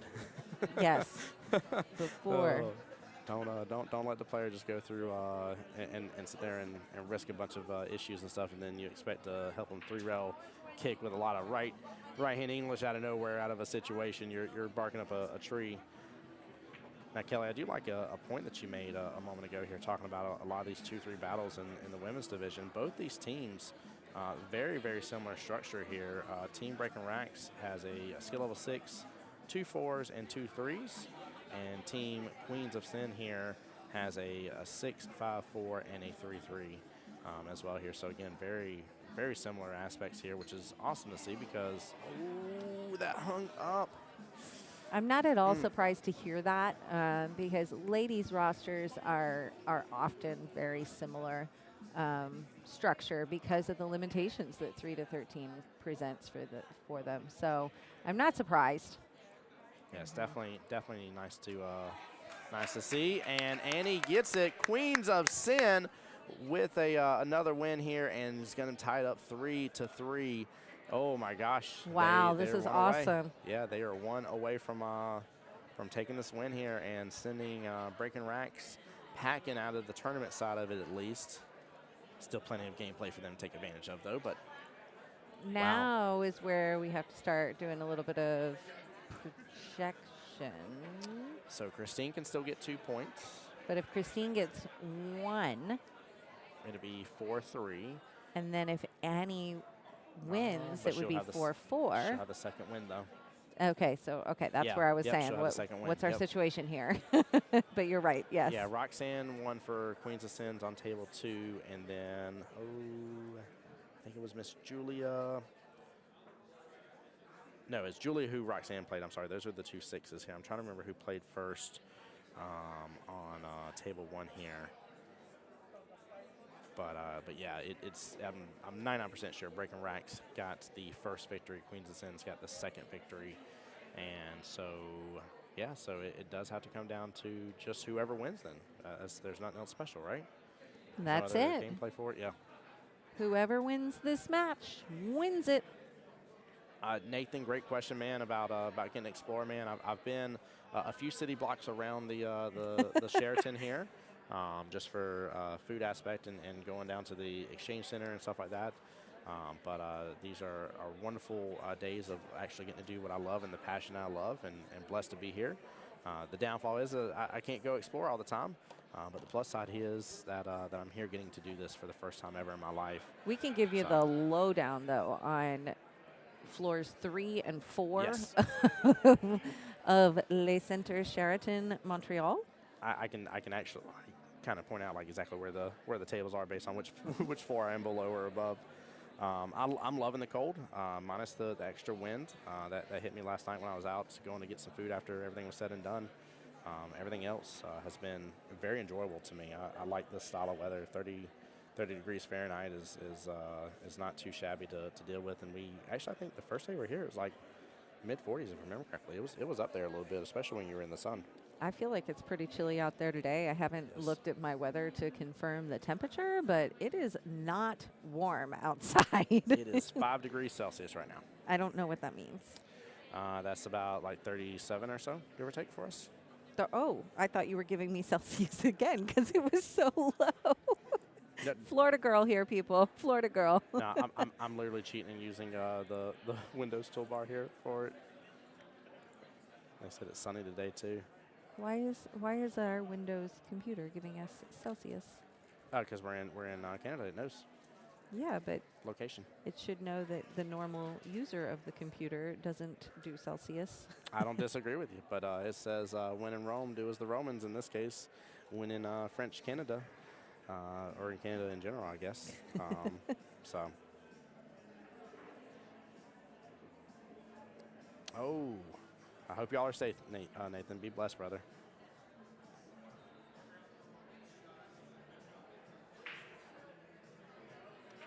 $42. 40. Oh, okay. Roughly 42. There we 42. Go. Feels like 40. There we go. That's not bad. Oh, no. That wind made it awful. Yeah. I'm not even kidding when I'm telling you it had to be 30-plus mile-per-hour winds. Like, it pushed me when I turned the corner. I am thinking I'm quite content just to ride out the rest of the trip right inside this big building that's protecting me from all those winds. I love this. Guys, if anybody's just tuning in here, we are on matchup number 3 here for the wonderful ladies division. This has been excellent getting them some coverage on the stream here. This is Miss Christine here for the team Breaking Racks. That's on the table right there. And Miss Annie, her opponent, is up 2-0 here in a race of 3-2 for Annie. And it's a tied matchup, and both teams have the one win, which means it comes down to who wins their normal matchup. There's nothing special they have to do, or they don't have to hold the opponent to one way or the other. And so Pardon the eruption there. there we go. There's a win. And isn't it funny? Those eruptions were not there yesterday. No, They weren't even there this morning, barely. Yeah, barely. Yeah. I think there was like one team that had like a minor eruption. And now we're getting we're at the point in this overall event where you're getting the individual claps per rack. You're getting the eruption for the team. Yes. Yeah, it's starting to get a little more serious around this place. And good time to tune in, too, because you are at the serious, tense moment of this match for sure. Annie only needing one more to secure it. Christine needing 2. Yeah, most teams right now that are playing are putting themselves or are into the money rounds, which means they at bare minimum will take home some sort of cash prize in Canadian dollars. There's $55,000 total up for grabs across the entire board here. And keep in mind, there's also mini manias, which mini manias, whatever the pay-in is what the payout is. Yeah, I have no idea how much they're moving around down there. I know They're they have a running as lot of minis. They're running as fast as possible. I mean, they are just like clockwork, just staying on top of it. And again, huge shout out to all the league operators that have worked tirelessly around that, trying to make sure that that's continued to run well and give people an option. I know, unfortunately, the team I was here with Paul and stuff were out of it, and immediately Paul's like, I'm gonna go do a mini, and I'm like, go Time get to it. play. Yeah, Yep. let's go for it, brother. Please take Heck advantage. yes. And another neat thing is if you are a player in the area and you're like, I kind of want to come up, whatever, get on CompuSport, because CompuSport gives you all of the mini brackets too. You can get on there and see what's available and what's scheduled for later in the event tonight or tomorrow morning. I don't know if they're running minis tomorrow. I would assume, but I don't know. I'm not sure. But either way, you can get on there and you can see what the Mini Mania schedule is for this event and get over here and play some. Just do it. I had to. Miss Christine here back to the table, taking a look at it. We got a little bit of a conundrum here. Got a couple little miniature 2 to 3 ball clusters going on. Are we looking at a 4-3 or a 3-2? Skill levels. Oh, skill level. Miss Annie is a 4. Miss Christine is a 3. Okay. Good question, by the way. I had to think about that for a second. Yeah, I was double checking it now just to make sure I wasn't wrong on that. Yes, Miss Annie is a 4 and Christine is a 2 or 3. I'm sorry. Ooh, I thought she had it. Thought she did too, because she's facing a great shape on another stripe here on the right-hand short rail.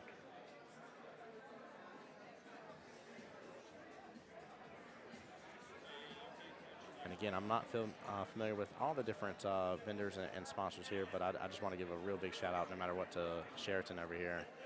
This hotel has been just absolutely welcoming and accommodating. The staff has been amazing, working hard, keeping things running for us, and helping out with everything. It's been too awesome, to say the least. And I cannot believe, by the way, Kelly, I think you were here right here behind me a moment ago, but did you hear Pascal, whenever you were sitting over here, when he announced that it has already been locked in that Sheraton will be the location again for year 3? Awesome. Yes. I was so stoked that he shared that on stream. I was like, let's go. What an announcement to have on stream.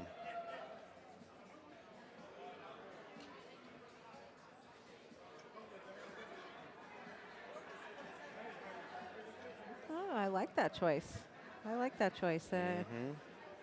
Didn't free up anything, didn't move anything around, didn't leave her much either. The ability to work with that cluster. Let's look at that cluster. Is going to be so crucial.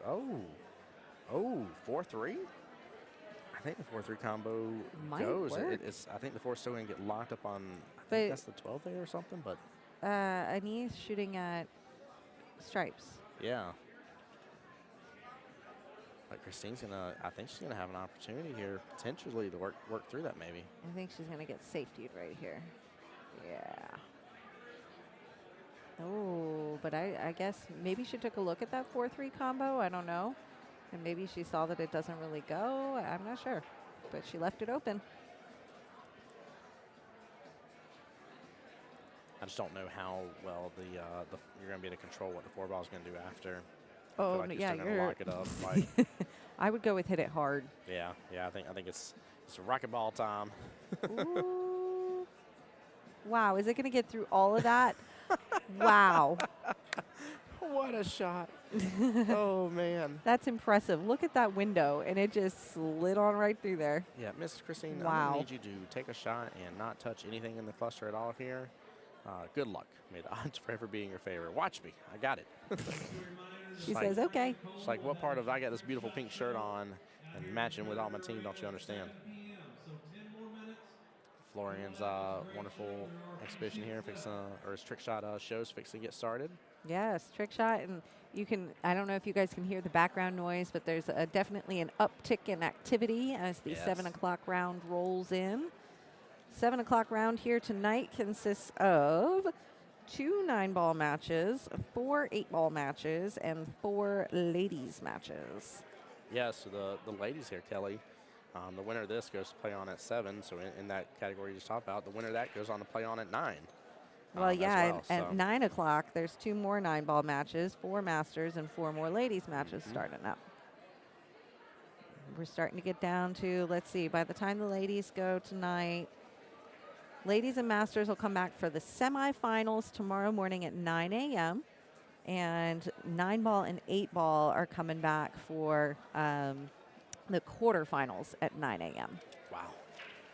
Ray in chat says, what's up, Kelly and Tim? Thanks for the stream. Great job commentating. As always, Ray, you spoil us, brother. Thank you for the love and support, man. Thanks for joining. We appreciate you guys being here and tuning in today. It is a cold, exciting day of pool here in Montreal. Yes, it is. Great day to be inside. Check on our next match. I'm still wondering if we're going to be able to make that 7 o'clock call time. It's definitely close. It's honestly, it's going to really determine whether or not Miss Annie is pretty much able to close it out here this rack or not. I think if it goes hill-hill, we will be over the time officially. But I did say that if it happens, it's probably because of a defensive battle, and we just saw it going through multiple innings due to the clusters on the table. So it makes complete sense with what's happened. And I still love it. And I got to give props to the captains and the teammates here. Seeing these 3-4s battle with these defensive battles back and forth has been refreshing, amazing, awesome, and just 100% shows the value of this ladies league, in my opinion, that you're seeing this, because if they're able to grow through this and handle these defense shots here, think about how good they're doing for the regular, Monday night team that they're playing with on Double Jeopardy and stuff. Like, it's just really awesome. I think somebody back in the war room is helping us out back there, because I happen to notice that all the other 8-ball matches have table assignments except for the one that's waiting for these tables. There we so go. I think that they are aware of the conflict going on right now, and that this ladies match is almost over. So my suspicion is that they will hold that match for us. Somebody over there tuning into the stream from the war room. Let's go. Somebody's working on the back end. So we will be seeing, hopefully, if that's what's truly happening, and if this match wraps up in a reasonable amount of time. Yep. I can't imagine they'll hold it for a long time. Yeah. But Marks, Sharks, and Sticks and Stones are the two teams that we will be seeing. Marks, Sharks, again, we talked about that one earlier. That's Gord and Shirley Fessenden. I'm so bad at that name. Fessenden. And they are from Ontario. And then Sticks and Stones are out of New York. And Robert Yearwood is the league operator there. Did you like that I have to say Fessenden? Yeah. Like I wasn't even going to say anything, but she's doing her hand almost like a tempo, like a director would do I'm with a band coaching or myself in something. how to say the word. And I see Pascal walking by here again, getting everything else ready. It's go time again. I was so happy the amount of time he got to actually spend on stream with us. Yeah, I did not think he would have that much time. I didn't either. I didn't want to be greedy of trying to take up his time, and we got to actually talk a lot around his vision, talk about some of the pool halls in his vision, give a couple shout outs on that, talk about what it's taken to really grow this, and then the Border Bash as well event. Awesome. So we actually had a lot of good information from Pascal around everything that's going on this side of the world here, away from our our wonderful state of Florida over there. It was really, really fun. I'm curious what kind of conversations went on the sidelines now with Annie as she steps up in this situation. Like, has there been conversation about what should you take first? What's the best order here? She's going for the combo. I thought she was going to try the 13. I liked the 13 option. Oh, don't tie up. Don't tie it up. They're at least off of each other just a little bit, but it's still not in a place where I like it. I like that bottom right-hand corner pocket being blocked, though. As Christine needs to take advantage, get that 4-ball center of this table at this point. She's going for the bank there in bottom left-hand corner, and if that 4 leaves center of the table, and it is going to, she's right within almost that sweet zone. Yeah, Ashton on our YouTube side, definitely a good point there, talking about having to hit the combos softly. Yeah, that is for sure. That is the way to play those in a lot of cases. Some combos require you to fire them, especially if you need a ball to kind of stay still after it makes contact with the last object ball. But I definitely agree. Oh, no, don't do no, that. Do the 15. Take the opportunity to break them apart. We've been enjoying everything else here. All right, Again, I'm well, not she sure can about the still timeout. she can still do something here. I'm assuming 13 bottom. Yeah, 13 bottom right-hand corner. She may get a nice nudge here towards that top side pocket from the 15 in the process, though. Yeah, or even the side, yeah. Yeah. I almost feel like had she tried to play the 15 in the side instead and focused the force there, it might have gone. Very good point. I like that. And we're getting down to the nitty-gritty here. Both teams feeling it.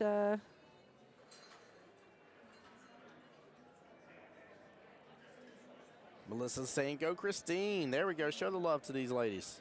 They definitely deserve it. They're working hard. They understand the pressures on them for having to win. But again, luckily no additional added pressure here for them. If you're just tuning in, both ladies, does not matter who wins. It's just a matter of a win here. So no need to worry about anything else going on.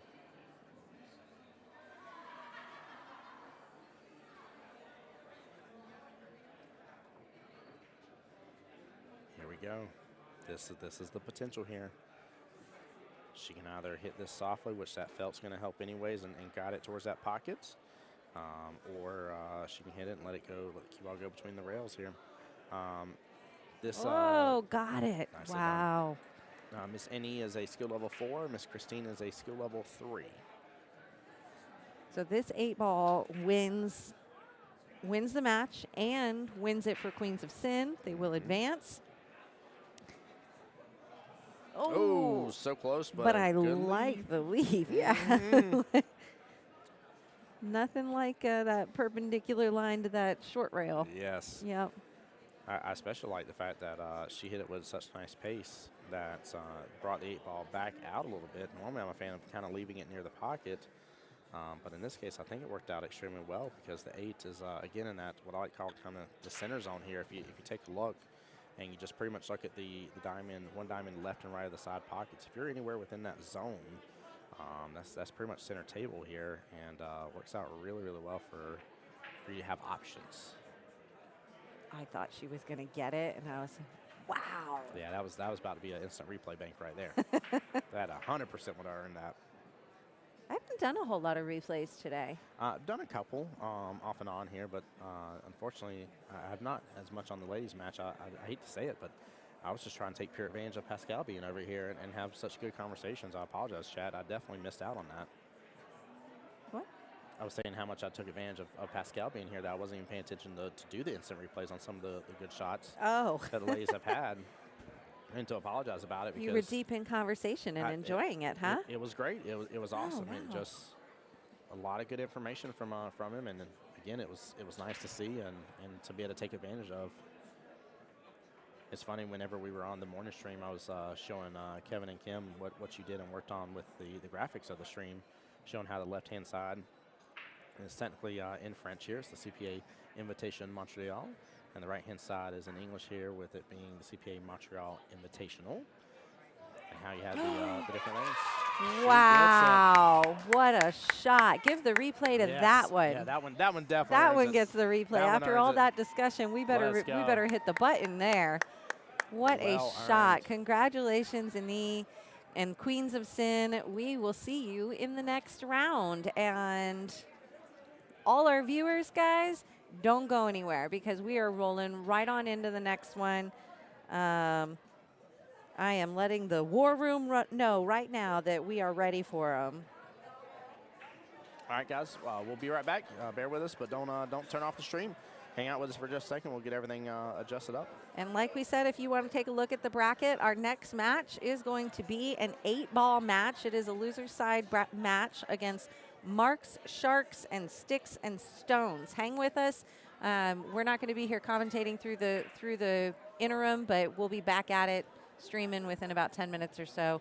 I'm going to pan out and give you guys a nice shot of the room so that you can check out what's going on and see the amazing setup that we have here at the Sheraton in beautiful downtown Montreal.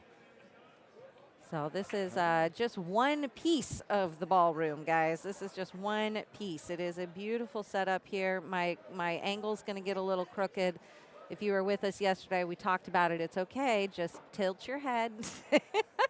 And you can get the whole picture. But it's a great big ballroom. We got 40 tables in this room. I don't know why I can't remember this. We got 42 tables in this room? Something like that. Yeah. 40.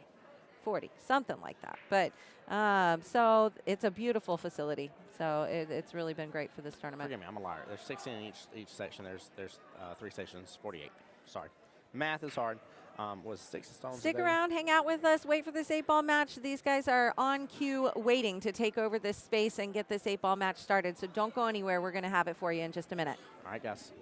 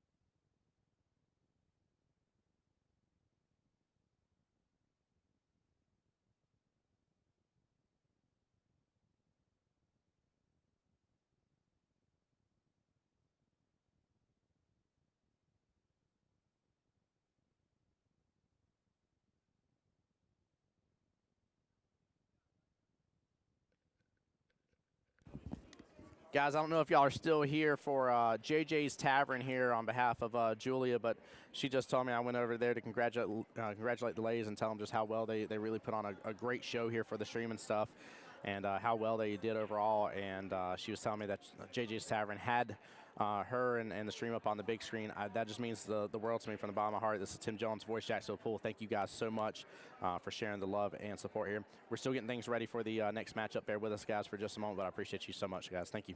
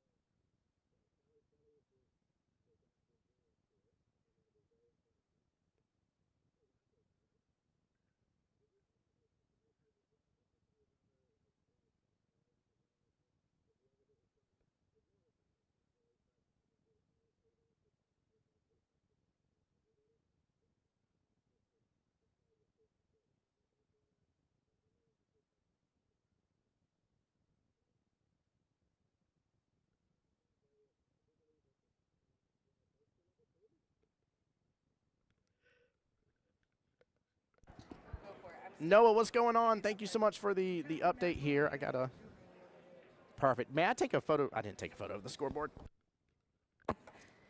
Hi, guys. We're just about back. Oh, I love that you put that in the chat. Thank you so much for doing that, Noah. Harriet versus Catherine. They are both skill level 3s. So I'm going to get our race updated. Down not. All right. We've got Robert Yearwood, right? Yeah. Robert Yearwood here with us, who is the league operator for Mohawk Valley APA. Yes, yes. Here supporting Mark Sharks, is that right? Sticks and stones. Oh, I thought it's I all had good. It was a 50-50 chance. Okay, what am I supposed to be doing? Updating race.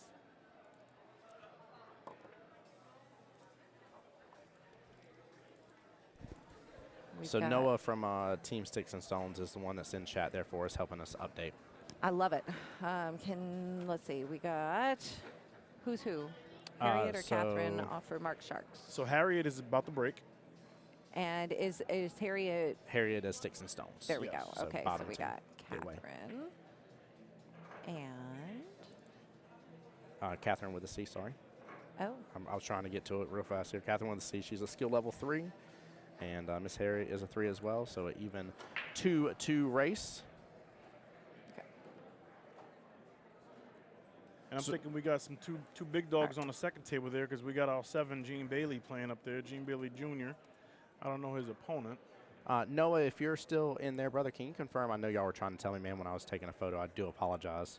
I warned you guys. I'll get lost in the sauce a little bit here of what's going on all around me.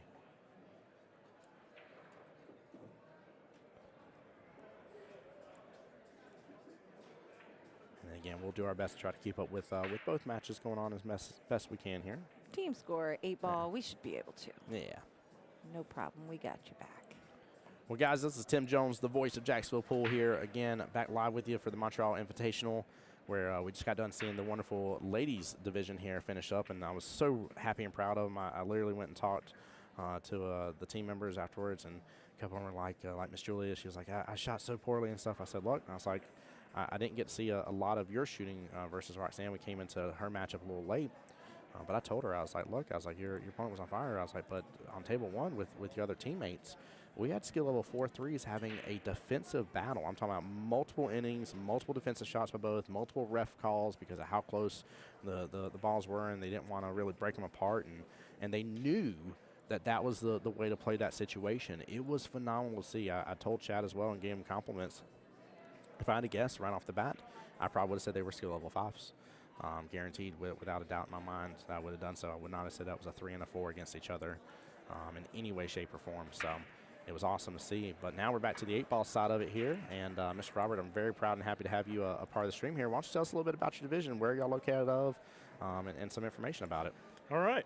So the Mohawk Valley is pretty much in between Syracuse, New York, and Albany, New York are the two bigger cities around it. Utica is so the Mohawk Valley area actually is only a portion of the area that I own, but we cover quite a bit from 90 on down and across to 90 and across to Albany. There we go. Excellent. It's a large area. I like that. Very large. I like that. Roughly around about how many teams do you have? What sort of divisions do you have? What do you got going on in that area? Okay, so we are at 134 teams, Woo! all 8 and 9 ball. Wow. We have double jeopardy leagues, and we have 8-ball and 9-ball leagues. We're looking at getting a Masters League and a doubles league going out of one of our new pool halls in Rome called Copper City Billiards. So if you guys are in the area, Shout out. or around there at all, check out Copper City Billiards. We also have Utica Billiards, which is a very, very nice location. We've been playing out of there for many, many years. And Utica Billiards and Copper City also, hold other events. So There if we go. anyone's Awesome. around, definitely take a peek and check out their social medias. Yeah, Robert, show 'em this the is the love. first that you and I have met, I think, right? I believe so. Yeah. Let's go. So League operators making friends. I've enjoyed getting to get to know the league operators in this region on this trip. It's been fun. Yeah. Yeah. That's one of the fun things about this job and getting to do some of these things and go to these tournaments is the relationships that we get to build. And Yes.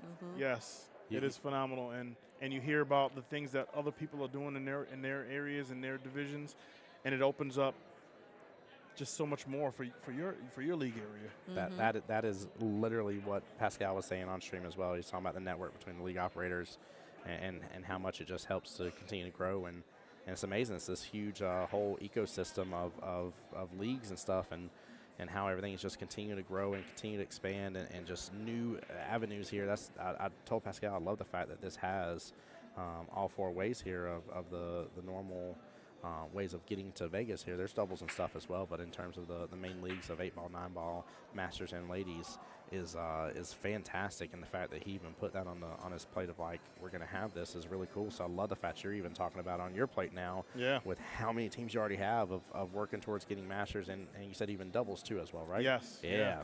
I might be biased about doubles a little bit. I'm a huge fan. Love some 9-ball doubles. It's a lot of fun. so Sticks and Stones against Mark's Sharks. I know that we had at least, I think, 1 or 2 people in here from earlier that knew at least one of the teams that was going to be playing. And it's been fun to see the support in the stream coming from different areas. And Mark we've Sharks enjoyed is it. out of where? Where are they out of? Gord's area, Gord Yeah. and Cheryl Okay. in Ontario. Yes. I don't quite know exactly where in Ontario. Please help us out, guys. We don't have Gord or Cheryl in here to tell us all about them. So tell us about this team, Mark's Sharks. Where do you guys play out of? I don't know how to pronounce this, but it's Guelph, Ontario, Guelph. Guelph. Better you than me. It's I think- G-Town, Ontario I is think where it's it is. Oh my gosh. She's probably 100% right about that. I think. Guys, I don't know. You know how the P and H make a F sound, like in the word phone. Kelly might have just schooled me right there. What's that degree you got there, Kelly? Ugh, Oh my gosh. the foof one. Oh, I'm not gonna live that one down now. That's phenomenal. Oh. Gotta have fun while you're on stream. If you're not having fun, then it's not fun, right? Yes, you do. Oh. So Life is too short. we are Life is, for sure. watching whatever you call the round before the quarterfinals of 8-ball here. Daily So- Dishes just dished it to us there via the YouTube side. It says Mark Sharks are my hometown of Ralph, is how Sounds it's like pronounced. Galf. I'm going with that. I'm not going to say Sounds anything like else Yeah. until sounds like someone Ralph. tells me yes or no. Galf. I like so we're that. both wrong. I'm okay with that. I'm A-okay. That's a fun way of pronouncing Galf, Ontario. I like that. Which is fun. This is I won't even lie. This has been some of my favorite matches. Whenever we got a APA versus a CPA team, it's kind of the fun of this whole event. Is where you get to be like, yeah, like which North American team will reign supreme. Yeah, there's a team here from South Carolina. Yeah, And we got Yes. some. We got some areas here. South Carolina's the one that Florida, took my team out. They played extremely well. It was a fun matchup against them. Guelph. Okay. I'm going to get this, guys. By the end of this stream, I'm going to be like a local. Maybe not. Maybe not. That might be going a little too far. Pronounced like well. I'm not. Yeah.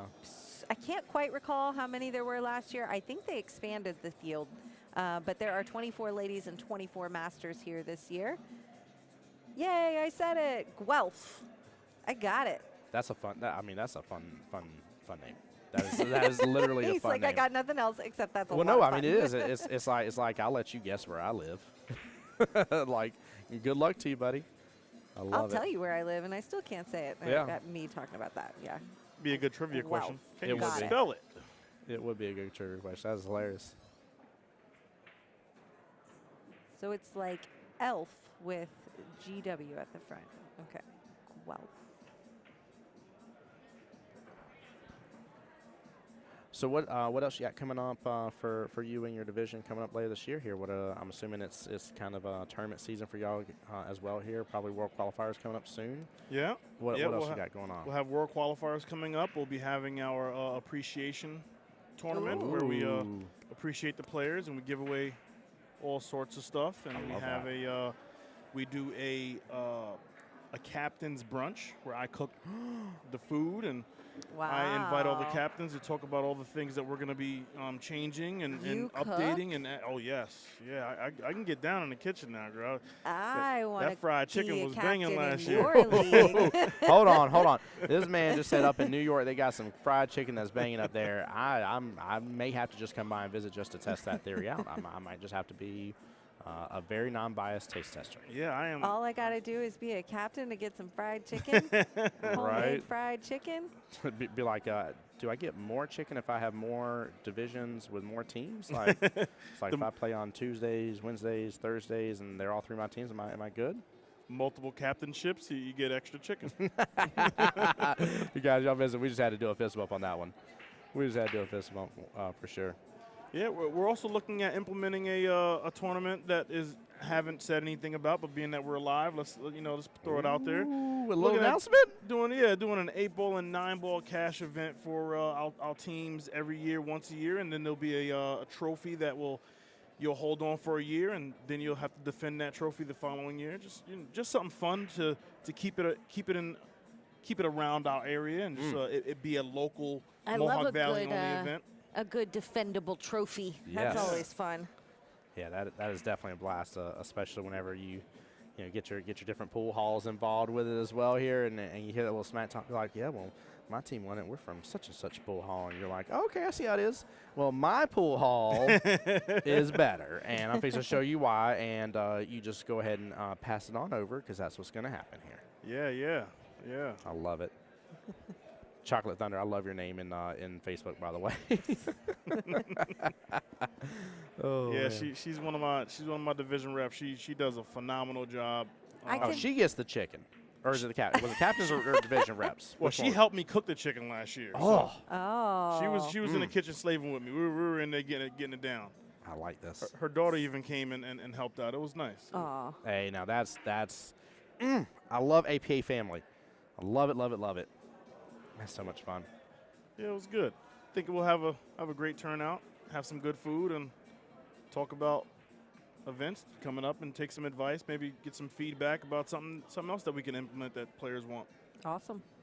Now, Hey guys, I like the fact that we have so much representation in the chat from both league areas, it looks Yes. like. So do us a favor.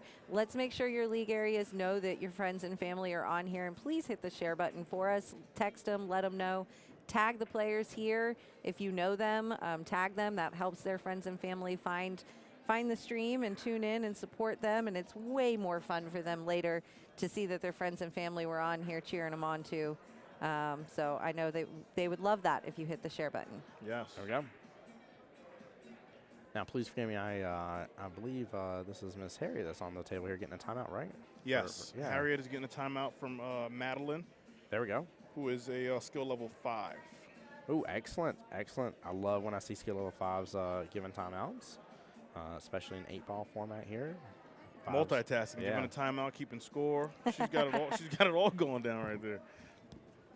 It's really good. I wonder if she's telling her the defense here. I almost feel like she I don't told her know. to I make couldn't no. quite tell. If she did, it was a little too hard. Keep rolling. So it's It's an okay leave.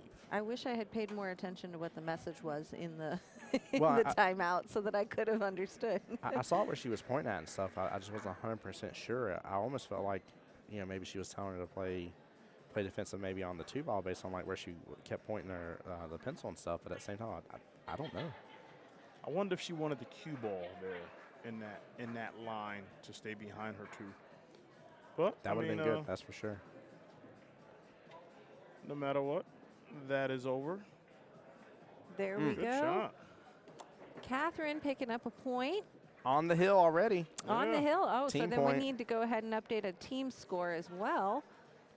Hill point and 8-ball in the APA format means 1 point earned for the team. So you will see that reflected there for Mark's Sharks. Guaranteed. We will check in here in just a little bit and see what the score is on the other table as well and try and keep that team score up to date. Or if you are here keeping score listening, please feel free to throw it in the chat and we'll get that updated. Looks like we lost Noah. Yeah, I was going to say, I was about to give him a shout out. Noah, I you're peeked slacking, man.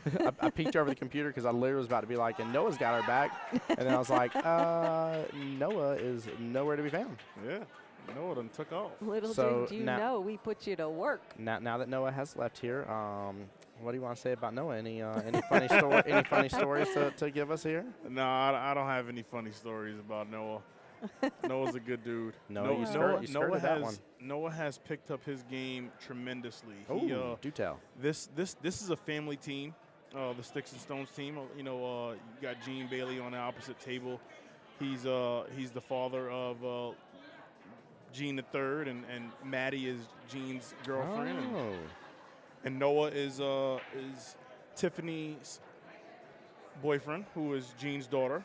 So it's a big family affair, Goodness and I gracious. love that. But what I was saying before is Noah, when he came in the league, he started off as a brand new player, I believe he's only 2 years in, and he is And now he's a a 6'7". Yeah. Let's go, Noah. So Well earned. Shout out to that. Yeah. They put the time in. They have 2 diamond tables at home that they play on quite a bit. So they get a lot of practice, and it shows. They put it out on the table, and they shoot very well. Sounds a lot like our Webbers from back home. Oh, almost had the breakout there. Yeah, we got a couple of team members within our league as well that's the same concept. One of them's the Webbers, and they even have their own little, for their family, they have a little Christmas tournament that they do inside their house. Stuff. Oh, And always nice. post like photos every year and like who won what and stuff. And it's just such a huge family environment. Mom, dad, and both sons play. And it's so much fun to watch them. So I love getting to know that. Literally, I mean, we're having verbatim the same thing within your league. And we were talking with Pascal earlier about how these events become a family reunion, in which both of your teams have taken it verbatim here to where the family is in the team together. I love seeing that. It's huge. Yeah, it's nice. It's really nice.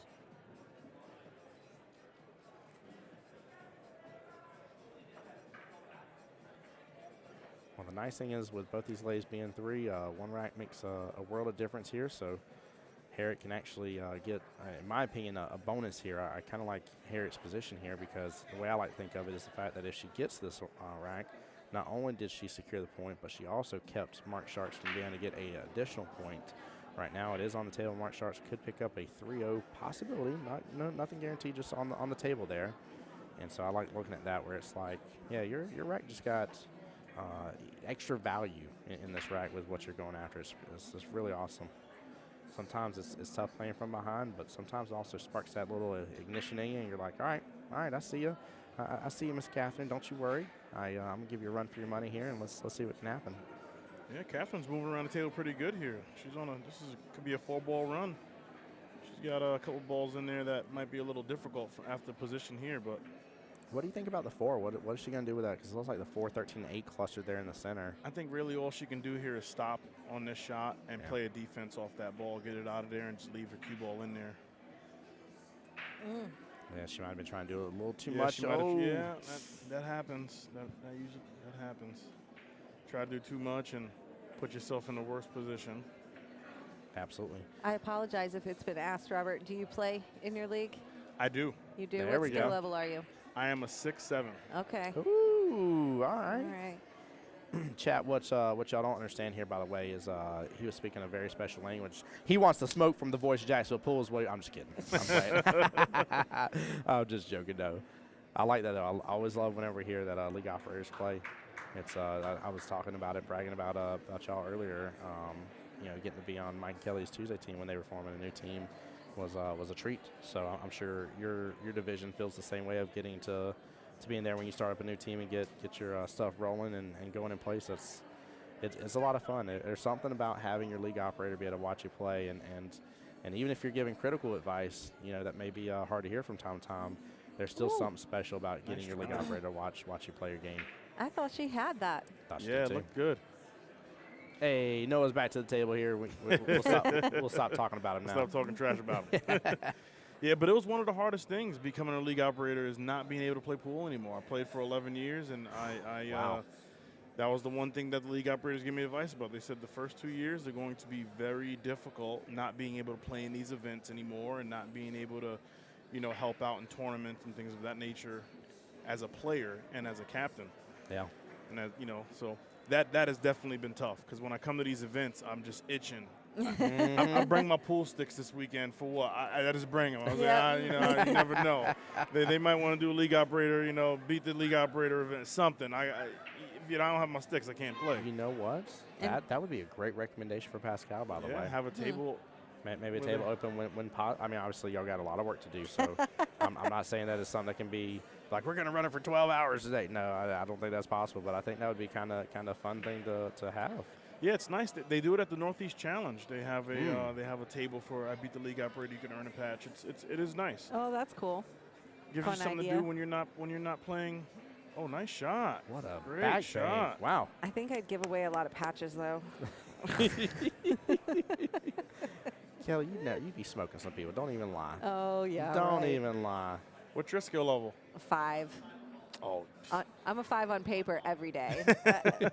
You're not giving any patches away. You know what you do? You say, hey. I'm a 3 in Nexus a lot. If you're I'm just kidding. I love that. That was a good one, Kelly. I mean, my shot scores are. Oh, Chocolate Thunder asked an interesting question. Are the Canadian I Beat the League operator patches different than ours? Oh, I do not know that question. I'm pretty sure all of the patches are the same. They just swap out the APA logo for the CPA logo on the patches. But otherwise, it's brand consistent across the board. I can't say I've ever seen a CPA patch to know. Apparently, they've got them in the house now, higher level tournament patches for this tournament. So if you are here and you get 9 on the snap, 9-ball break and run, 8-ball break and run, 8 on the break. I don't know if they have reckless or not. I don't know. But go find one of those awesome higher level tournament patches. And if you're in the States, you best go do that because that is really cool. Yeah. You can show off a patch that no one else has. Yeah, what a treat. Yeah, well, one of my absolute favorite things is, we were talking about before, is whenever we have the HLT, the high level tournaments, and the different colors that the patches are for the representation of the hard work and accomplishment it is to get these things in these tournaments. It's so awesome. It's such a treat. Yes, yes. You know, people don't realize when you come to these events, you're playing the best players and from the other areas, you know. So getting these patches is a great accomplishment. Yes, it is, for sure. And that was a great shot. Looks like she... I feel like we lost some lighting over here. Somehow. Yeah, it somehow got a little darker than it. That was weird. That was a good defense. That forces Harriet to have to play a shot that could leave her opponent the match if she doesn't make it. So she's gotta work through this here and figure out what the best option is for her to win this game here. Every ounce of my body says, like, let's hit the floor pedal right here and go for that 13, that right-hand side pocket, get it off the 8, and go with the run from there. But I'm feeling like I'm going to have some issues getting to that 11 and having a good option for it. So I'm not 100% sure where the run is here.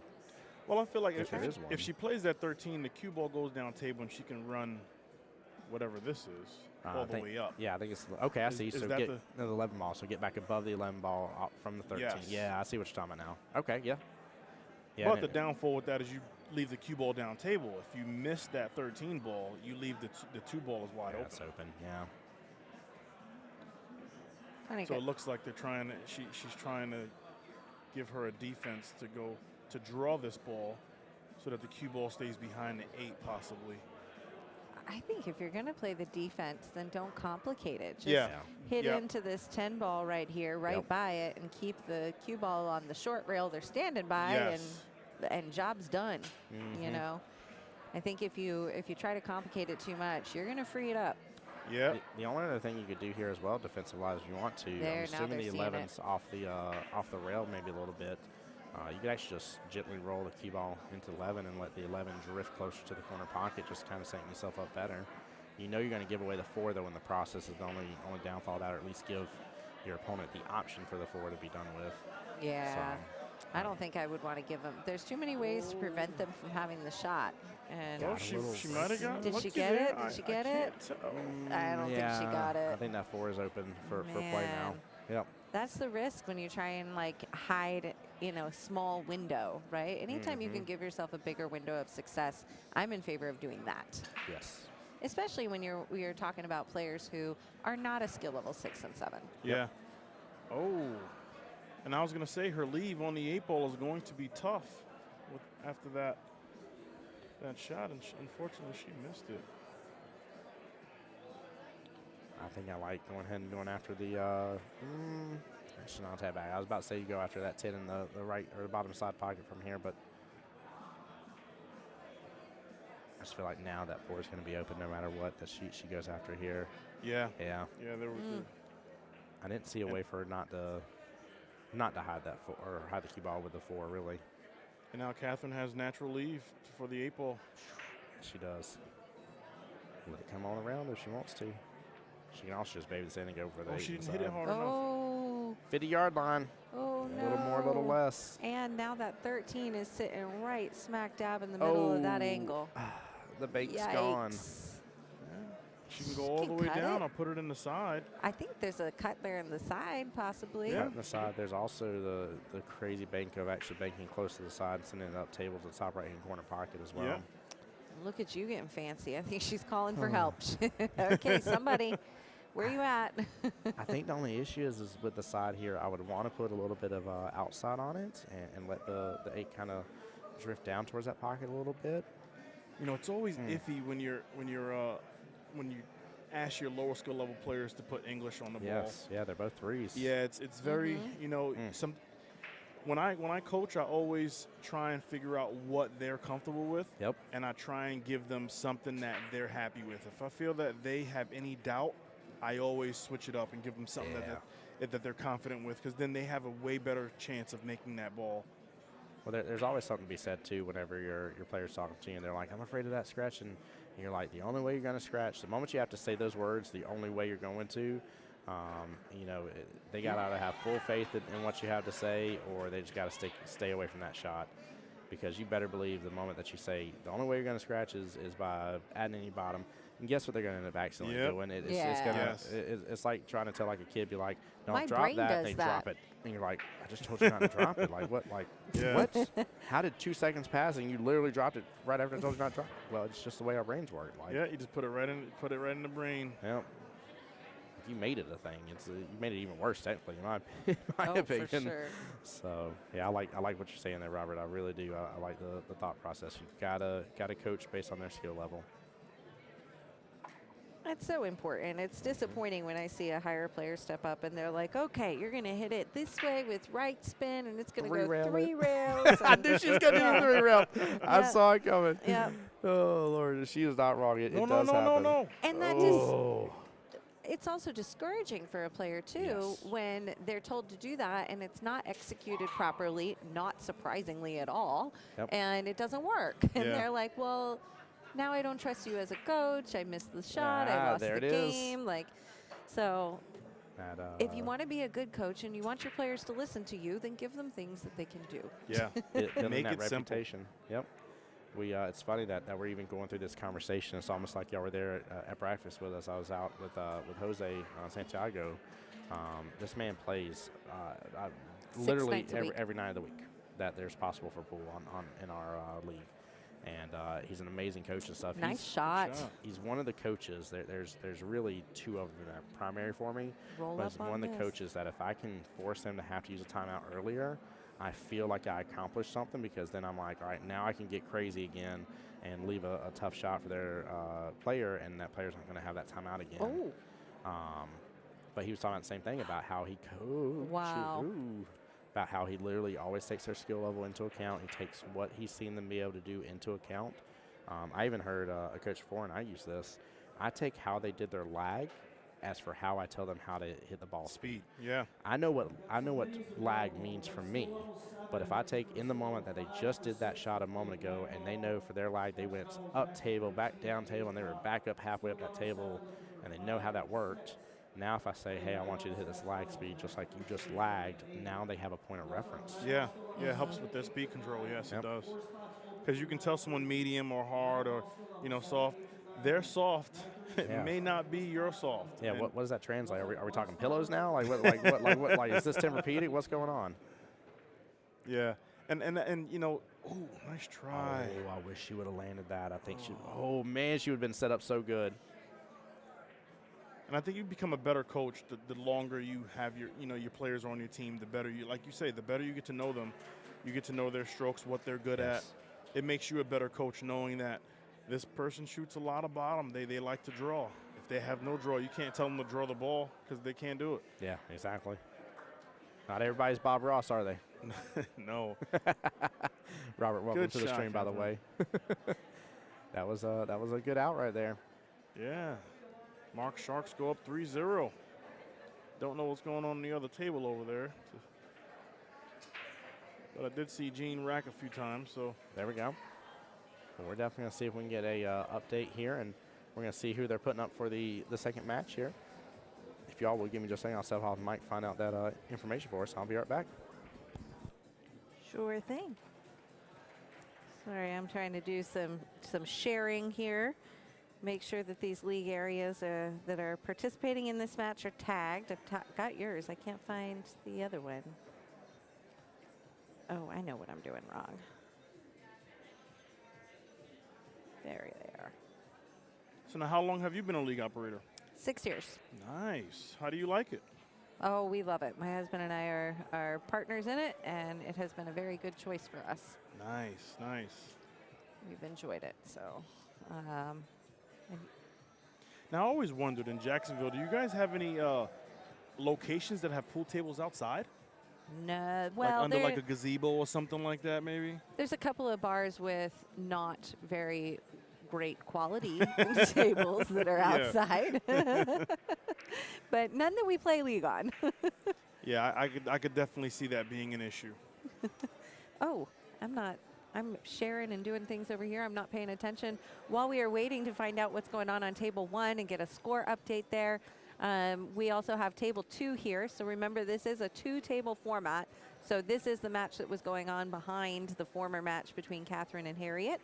And this is also part of the Mark Sharks and Sticks and Stones team match. So we'll try and get a score update that reflects their progress so far as well. Yeah, these matches here in Montreal are played on 2 tables. So it's a shorter time frame for your match to take, and got to be strategic. You want to make sure you have the right players up that can possibly help and get your score going, because it can make a big difference.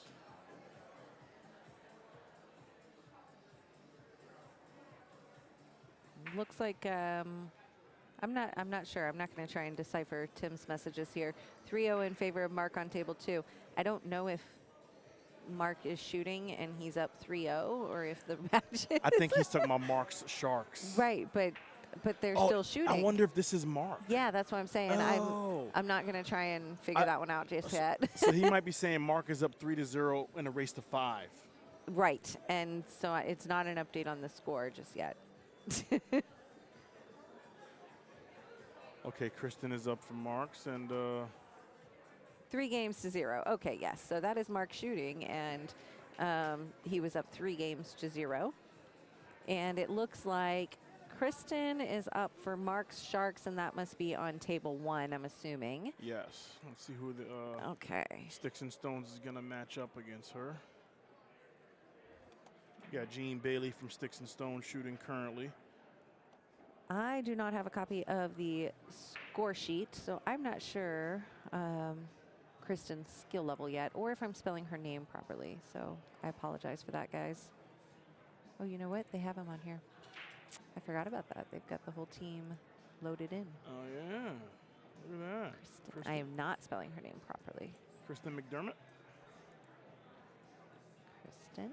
There we go. And Okay, we who's, got Kristen on there now, and we are waiting to see who Kristen will play. Yeah. See what's going on with Sticks and Stones there. It's a continuous tournament, guys. We got to keep this rolling. Amen to that. That is like top of the list of things that league operators preach, is like, come on, guys, what are we doing? But things have been moving along really well. Oh, yeah, they have. With the event.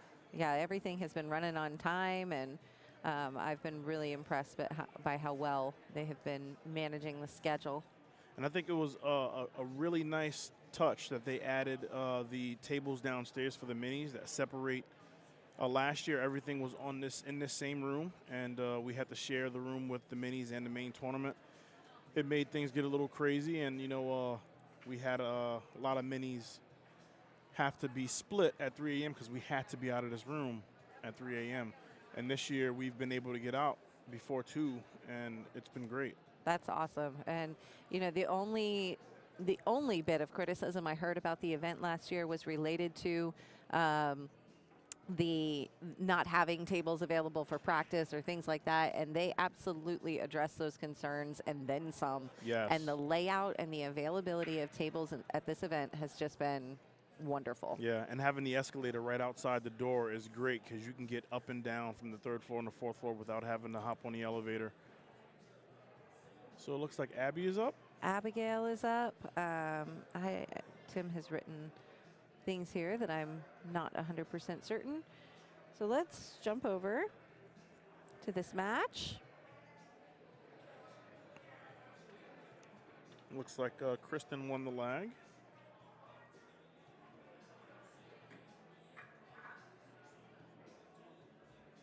Okay, the only thing I don't know to be able to fill in is Kristen's skill level. Actually, I know Abigail is a skill level 4, but I don't know Kristen's skill level, guys, so I don't know what the race is just yet. I don't have a copy of this score sheet. Can you check with them over there? Thank you.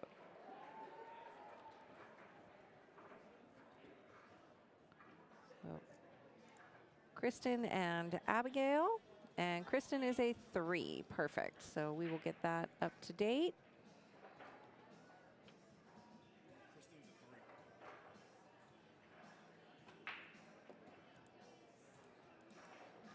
So Kristen is a 3, Abigail is a 4, right? Did I remember that right? And so that means 2-3 race. Yes. So Abigail needs 3, Kristen needs 2. Okay, we're up to date, and we're off. When we last checked in on that second table in the background there, Mark was up 3-0 in a race to 5. So once either of those players wins or scores a point on the hill, we'll make sure the team points get updated. Yeah, it looks like Mark is probably going to have to bank that 8-ball.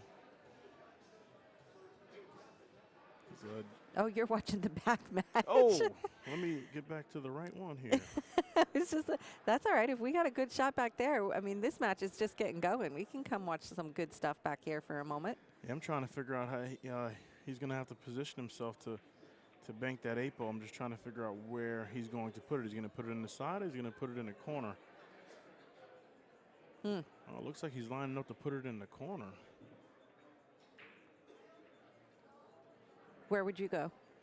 I would try and so he left himself too straight on that on the ball down table. I would have given myself more angle, and I would have tried to play that 8-ball in the side pocket.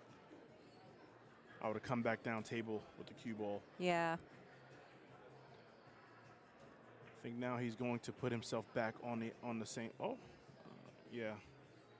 I don't dislike this though. No, I don't dislike it either. Yeah. It's really where you're comfortable as a player. And actually, the angle we get, if you pay attention to the back table right there, you can see that the angle is fairly straightforward. Yeah. Yeah, I'm going to go back over here so we can watch it well. But there's a question here in the YouTube chat about the pocket size. Do you remember, is it 4 3/4? Is that the APA League Cut Diamonds? Yes. Are these the APA League Cut Diamonds? I don't know. These are 7-foot diamond. I don't know if these are the APA. To be honest, I never checked, but they look a little tighter. I'm thinking that these are not the APA cut tables, but I could be wrong. I never checked. No way. Oh, nice try. Wow. What a try. Well, I mean, that wasn't a bad shot. He's leaving Gene a tough bank here. I think Gene is going to go bottom right corner with that. But let's see. Or maybe he likes to cut it and runs it down the table. Oh, he did go for that good shot. Oh, wow. What a shot. Beautiful. Yeah, mark your pocket. We're in a tournament, high-level tournament. Yeah, you don't mess around with that in a tournament. Always make sure you mark your pocket. All right. Well, Gene's on the board. glad you pulled us over to a good out over there. Or an interesting out. Yes. Rather. I don't know. I'll adjust my Let's see what adjectives Abby's got here. going on over here. Oh, We're still in the first rack of this match here. Take a look at looks like she left her herself a bank options. as well. She's circling, trying to find the right angle for it. How do I want to do this? So this is Abby she goes by? Yes. Do you know how she spells it? A-B-B-Y?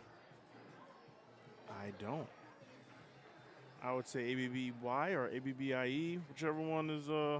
A-B-B-Y I think is the more common, but I'm Okay. not sure. I don't know. She's nice. I don't think she'll get mad at either one of us if we spelled it wrong. I appreciate that. Got it. Thanks for chiming in. Try to give people the right name when we can, if that's what they would prefer to be called. Yeah, we had a good one earlier with the. I'm not even going to try. No? The Guelph. Oh, Guelph. Guelph. Guelph. I should have stuck with not trying. You almost had it. Here I am talking like, well, duh, this is how it goes. So I've you're a done this pro now. all You got along. it. I'm from there. She said, I got it.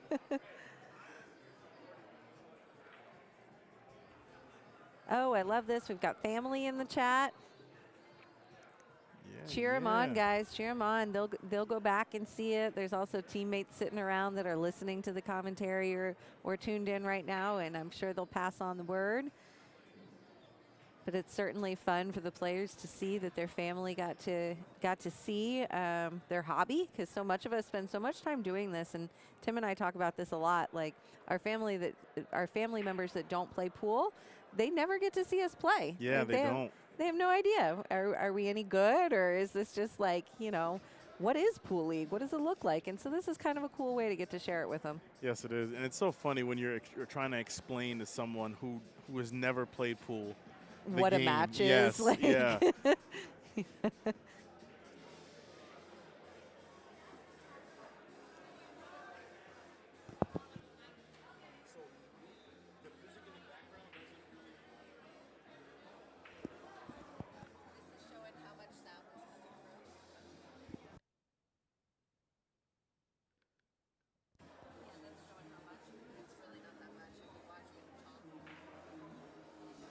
Nice.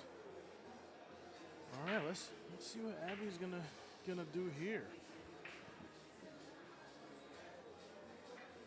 Look like she's gonna try and free up her. I believe that's her 6-ball down table.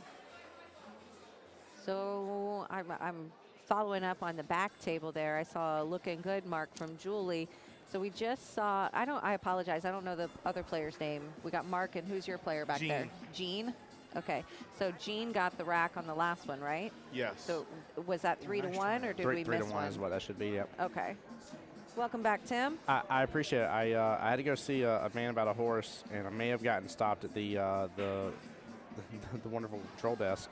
Oh. And you came back with tickets. there may or may not be a 50-50 raffle going on. Oh my goodness. And they have a deal with you can get 35 tickets for $50 Canadian, and or you can get 3 tickets for $10. Oh. So it was quite a deal, and I probably shouldn't have. But now, did you say you had to see a man about a horse? yeah, see, I had to go to the restroom. What? That's the nice way to say it. I see a man about a horse. Boy, he got you, Robert. He definitely had me. Yep, I'm a city boy. I did not get Like, that where- reference at You're all. like, where are these horses at? I was and like, what are their hold up. names? City We're here- boy we're here meet playing Georgia pool. boy. There we are. I got you.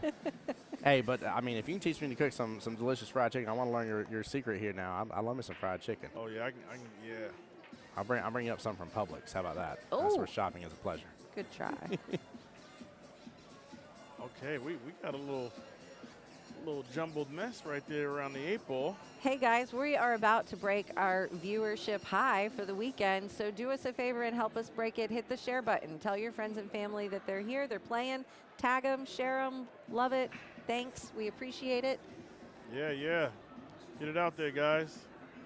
And definitely appreciate y'all hopping on your Yeah, leagues I'm right so away excited, as well. Robert, that you got some relief from Yes. your other duties, My duties today. over there, Yes. yeah. Yeah, because Robert was supposed to be, what were you doing, floor? I was a floor manager. Yeah. And you'll be Yeah. like, you're like, I'm hiding in the corner This if is anybody great. needs Hiding me. in the corner. I get to sit down. My feet ain't hurting. We good. You want me to go take over there for a minute? Nah, I don't even think they need anybody. We good. They good. I think they good over there. They got it covered. So Robert, Who is what you're that? telling me? Is that Dennis over there right now? I No, can't tell. I don't even see a floor manager over there. Oh, No, okay. there's somebody at the desk there. Yeah, that's That's Ray, but Ray, he's yeah. okay. he's a player. Oh, okay. You're just chilling. Well, that's because He's the trying to floor look manager important. is walking around working Did a hard. good job.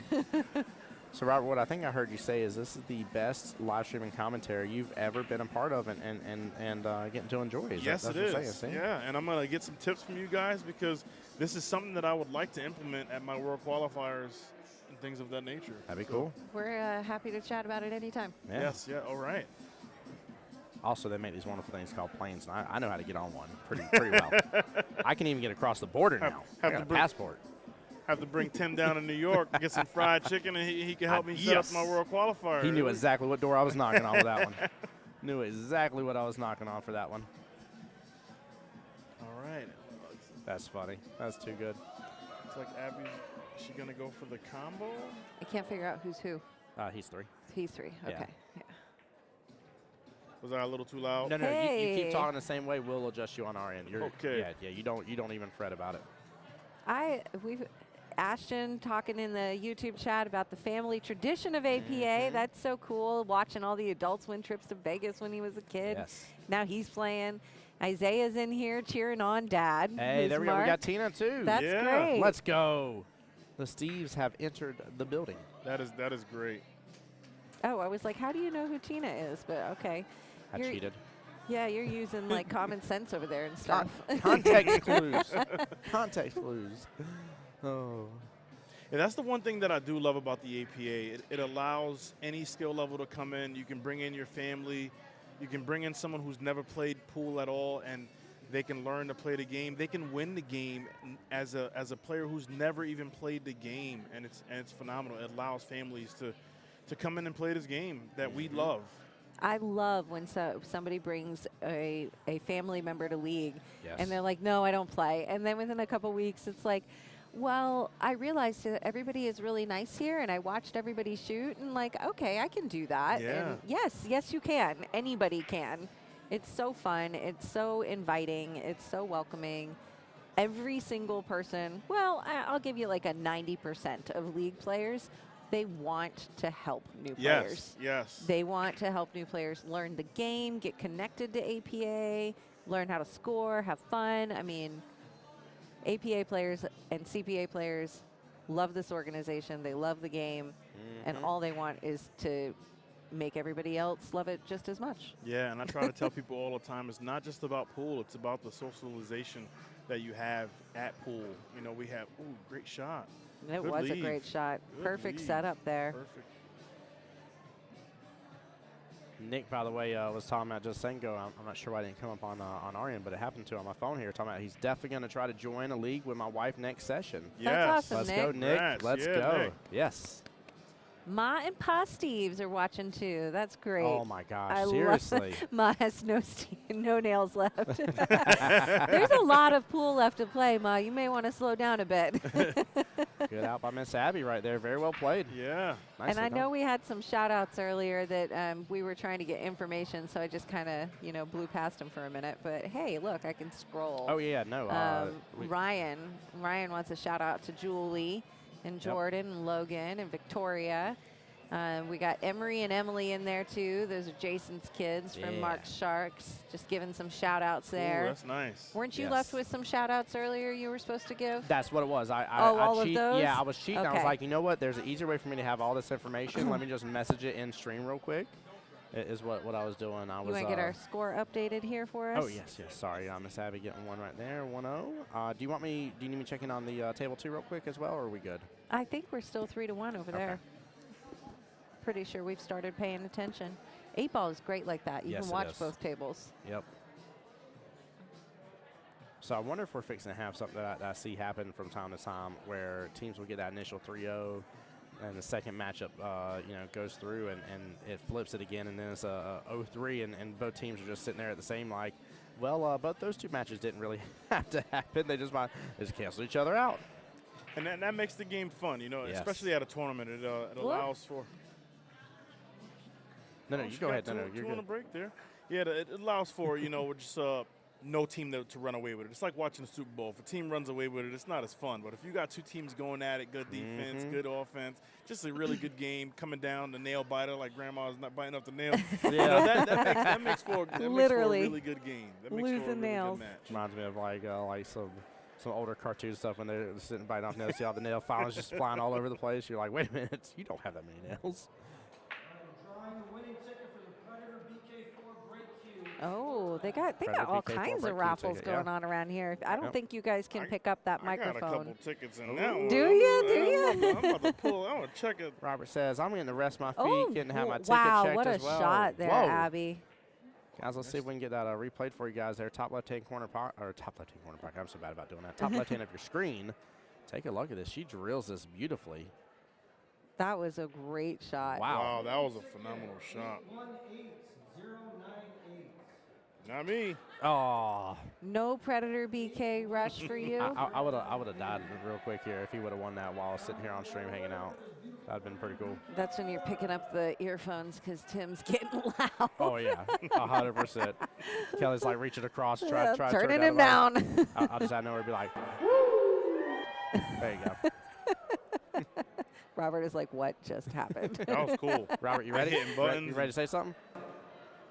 What was that? Oh snap. Okay.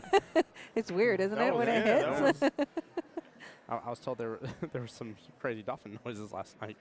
Out of nowhere on the stream. Kelly's laughing at it. Let's go. By the way, Kim tried her best. Bless her heart here, but Kevin and I were working really hard to make her laugh day, and she was trying her best to hold back her laugh on stream. That's and, no fun. We got her to laugh a couple times on stream. It was amazing. That's good One of the stuff. things that did it was that button right there. Streams are for laughing. That's They what are. makes them enjoyable. Yeah, you gotta Like- have a good time. Yeah. Good try. Life is too short. Oh my gosh. Yes, it is. Yes, it really is. Wow, that's a really good leave. I have to question if that was actually intentional defense. I think she was still going for the side pocket, but the little two ways, right? We always love when that happens. Oh, for sure. I forgot that she hit. Yeah, never mind. I was thinking that she hit the rail long after the side. No, you're good. You're good. I have a very short pool memory. Ashley, thank you for sharing the live. Let's go. Appreciate that. Also, too, I was very pleased with the ladies. I think it was Miss Julia, if I remember the name correctly. I think you were stepping away, trying to get this set up for us. But her I bar never back randomly home. walk away. Well, no, you're right. It's never random. It is very intentional, and it's always to take care of this stream and And stuff. it's In all often. seriousness. But anyways, sorry. Sorry to But interrupt. I believe her name was Julia, but she owns her own bar, JJ's, and she was saying how she was like, oh, I placed a bet on my own bar, had me pulled up, and I was like, hold on. I was like, let's give y'all a shout out, man. I love the fact that y'all had us up on a big screen at a bar. I was like, I very much appreciate that. We have one of our own guys back home that does that from time to time, Brandon. At one of our locations here will pull us up and show the love and support. And guys, just seriously, from the bottom of my heart, it means a lot, but it's also there for the players. We want people to see this. That's the purpose of doing all this. The live streams are not just for the pros. It really isn't. Definitely not. There are a lot more of us.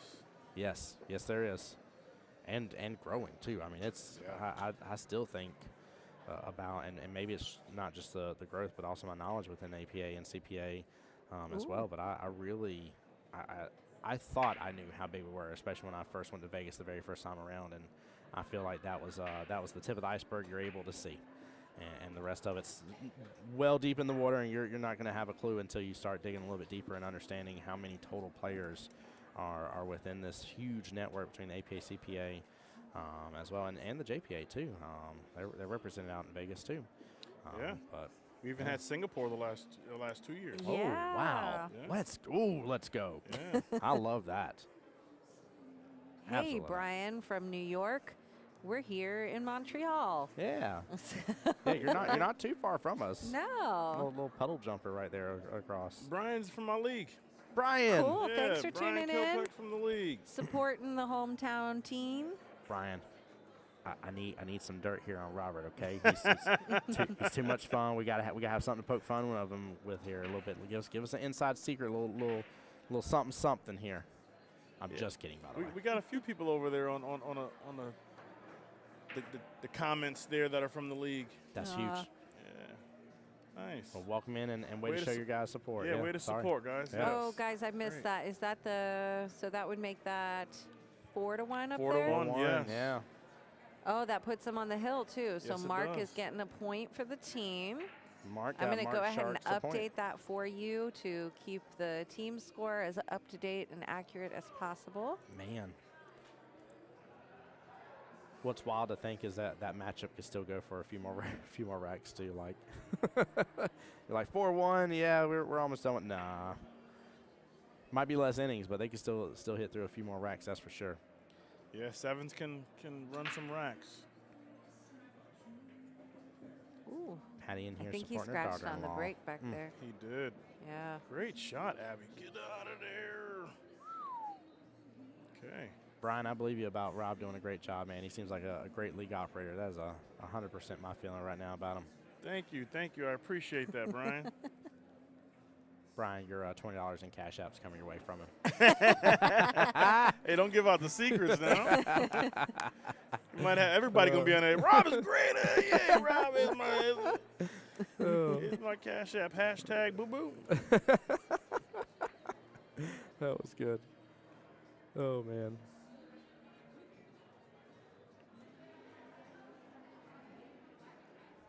We've got one more match for you guys tonight. Yeah. Well, actually, wait. Maybe it's going to be. It's probably going to be pushing it potentially with the way this is going, but we're not sure. We're trying to get a Masters match in, but Yeah. that's probably not going to happen. For the 7 o'clock Actually. round? No. Oh, wait, it's 9 8 o'clock. yeah. What am I talking about? Yeah. Hey, you're going backwards in time. We're still on the East Coast. In the sleep-deprived hours that were this being created, we thought that we could do an 8-ball match at 7 and then a 9-ball a Masters match at 9. Yeah. That doesn't actually work. Nope. Well, I guess it all depends on how this goes here. It does. Yeah, true.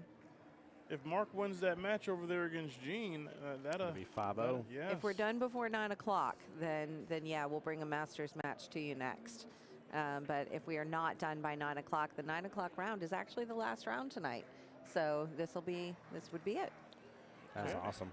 Guys, also, too, I know we're getting closer here, and before I forget, please, just for everybody that will be traveling over the next couple of days after this event is said and done, please have wonderful and safe travels, and definitely, if you did not come out this year and you're in stream supporting your loved ones in this, and this is an event that you're highly interested in, please, please, please, I don't want to overpromise something, but please talk to your league operators here and see what's possible.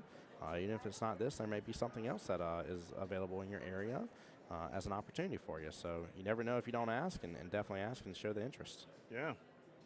Very true. Just mention it to your league operator, because everybody has different paths for teams to get here. So I don't want to speak too firmly about what your path would be, but talk to your league operator. I heard it on the live stream. They said we can send 15 teams in our area, and there's only 5. Hold up, Tim. So y'all get to go 3 times. So we get to stay a week and a half. Can you unplug him, please? No, I'm obviously joking about that, but that's why we're telling you that you do just need to, do mention that as something that has piqued your interest. But the beautiful thing and what we have now gained to see, I mean, we literally have talked about this event. We talked about the Battle of the Borders. We talked about Orlando. We talked about all sorts of things. We talked about USAMs coming up soon. I mean, goodness gracious. Do you play in the USAMs? I do not. No? You know you can? I did not. You can. Hey. So this year. But there's a stipulation. It has something to do with how many players you sent. I forget, but ask. I don't know if that's still a thing. Okay, you Robert, are- have to look into that. Robert, You if are you're able to interested, play. you should ask your league operator there about it. I'm going to have to send him a memo. There you go. Wow, great shot with the leave. Man. But This the girl is question on fire. what does she do with the 8-ball after she makes this? So, I Gonna be think, tough. yeah. I mean, she can go crazy and go 3 rails and come back around it. She has come behind it, but have to just put a lot of top, a lot of left to get that ball to come around. I wonder if she gets a little knockout here instead.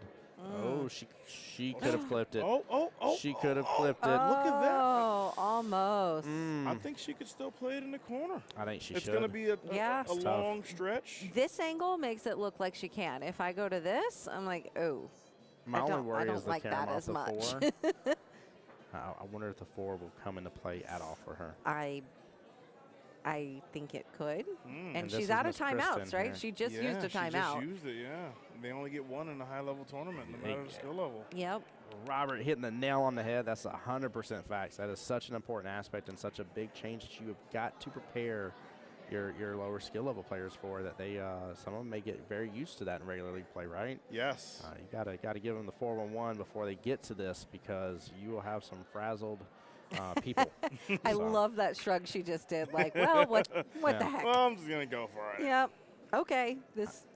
My only worry is really the 4-ball. I think past that she's fine by the look of it, but we're only we can only tell so much from our camera angles. Yeah. Actually, the 4 could almost, if she, I wonder if the 4 could play off as a carom for the 8 to send it to the corner anyways. It could. Yeah. It could. I think she's more Well, worried definitely. about playing off that 4 and scratching into the corner. Yeah. But if she play from here, it looks like if she plays center ball, she should miss that 4-ball and be able to.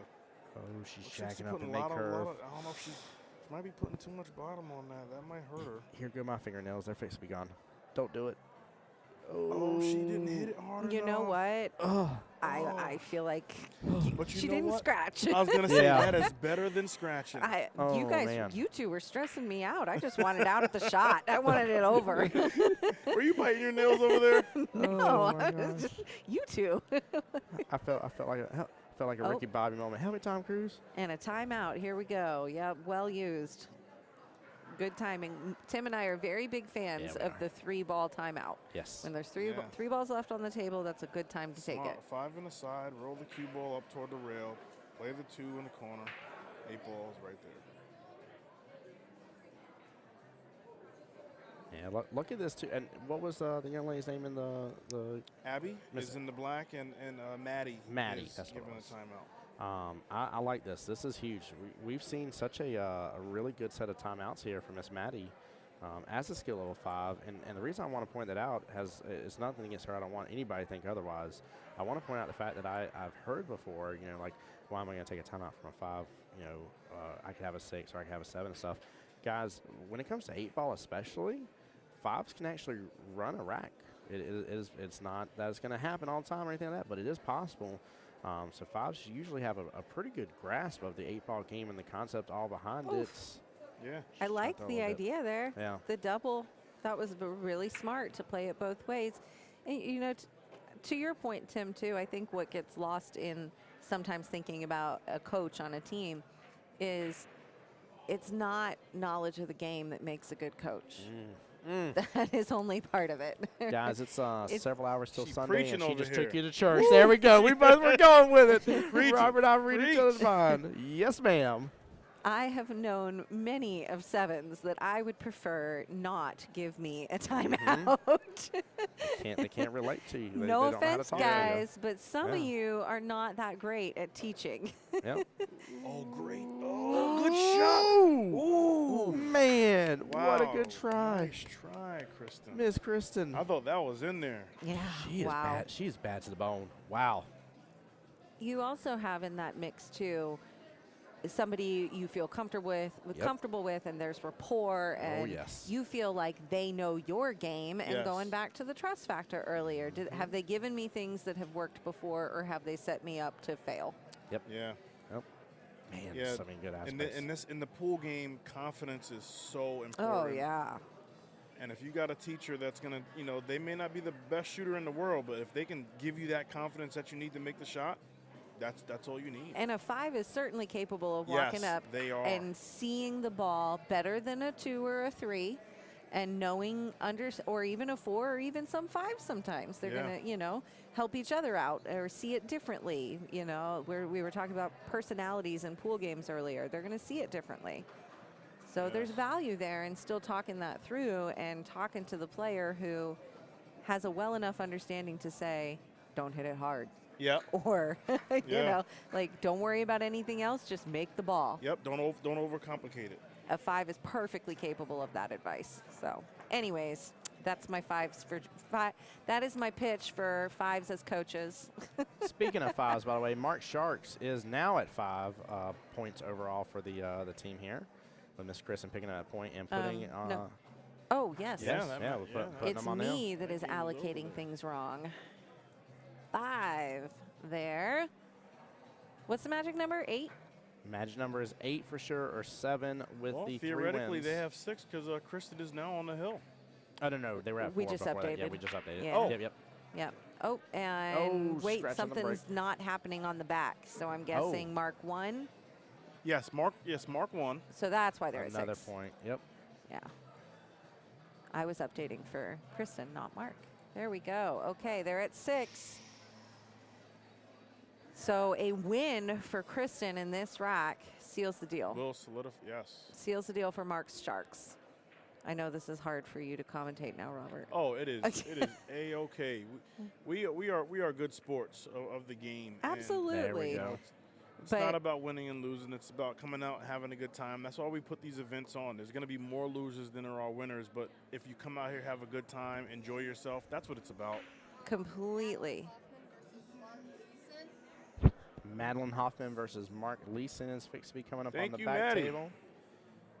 Is Maddie on your team? Yes. Maddie? Yep. And she goes by Maddie, Yes. M-A-D-D-I-E. Yes. There we go. That's how I'd She's a spell it. 5. And Mark is a 4, so that is Mark a spelled with a just M-A-R-K. Yep. So is this the second Mark on our team? Yeah. Do we have a Okay. Mark Senior and Junior? Is that what's happening? Nope. Oh, Mark C's versus Mark goodness, what did I Leeson. do? You Why switched did to the you other let me table. do that? I thought you had a plan, so that's the reason why I didn't. No. I Great just job. got you myself were already typing confused. stuff Who real am fast I here. supposed to go back to? So for Kristen and Abby. Abby. Yep. Goodness, why'd you guys let me do that? I honestly, I literally was looking, and by the time I looked up, you were doing it, and I was like, she's got a plan on something. I was like, I wonder what she's supposed to do with this. Nope, I'm just talking. I was so interested too. You had me. I was intrigued. Well, I she don't came know the over and program. told us, so Yeah. it was like, okay, we were Yeah, waiting we- on it. Here we go. So Maddie confused us about Abby. Exactly and Mark what just we won were his talking match about with Mark earlier. Sharks. With your brain, how your brain works. It just you put something in there and it's like boom. Well, if you're telling me, I must need to write it down. Oh, this is so good. In the great words of Triple H, it's not about the game, but how you play it. So, Yes, there you go. yes. That's A Very Triple true. H? Triple H wrestling, Yeah. Oh. wrestling reference there. Oh. It's not about it's all about the game and how you play it. There you go. That's his opening theme song. That's where the quote's coming from.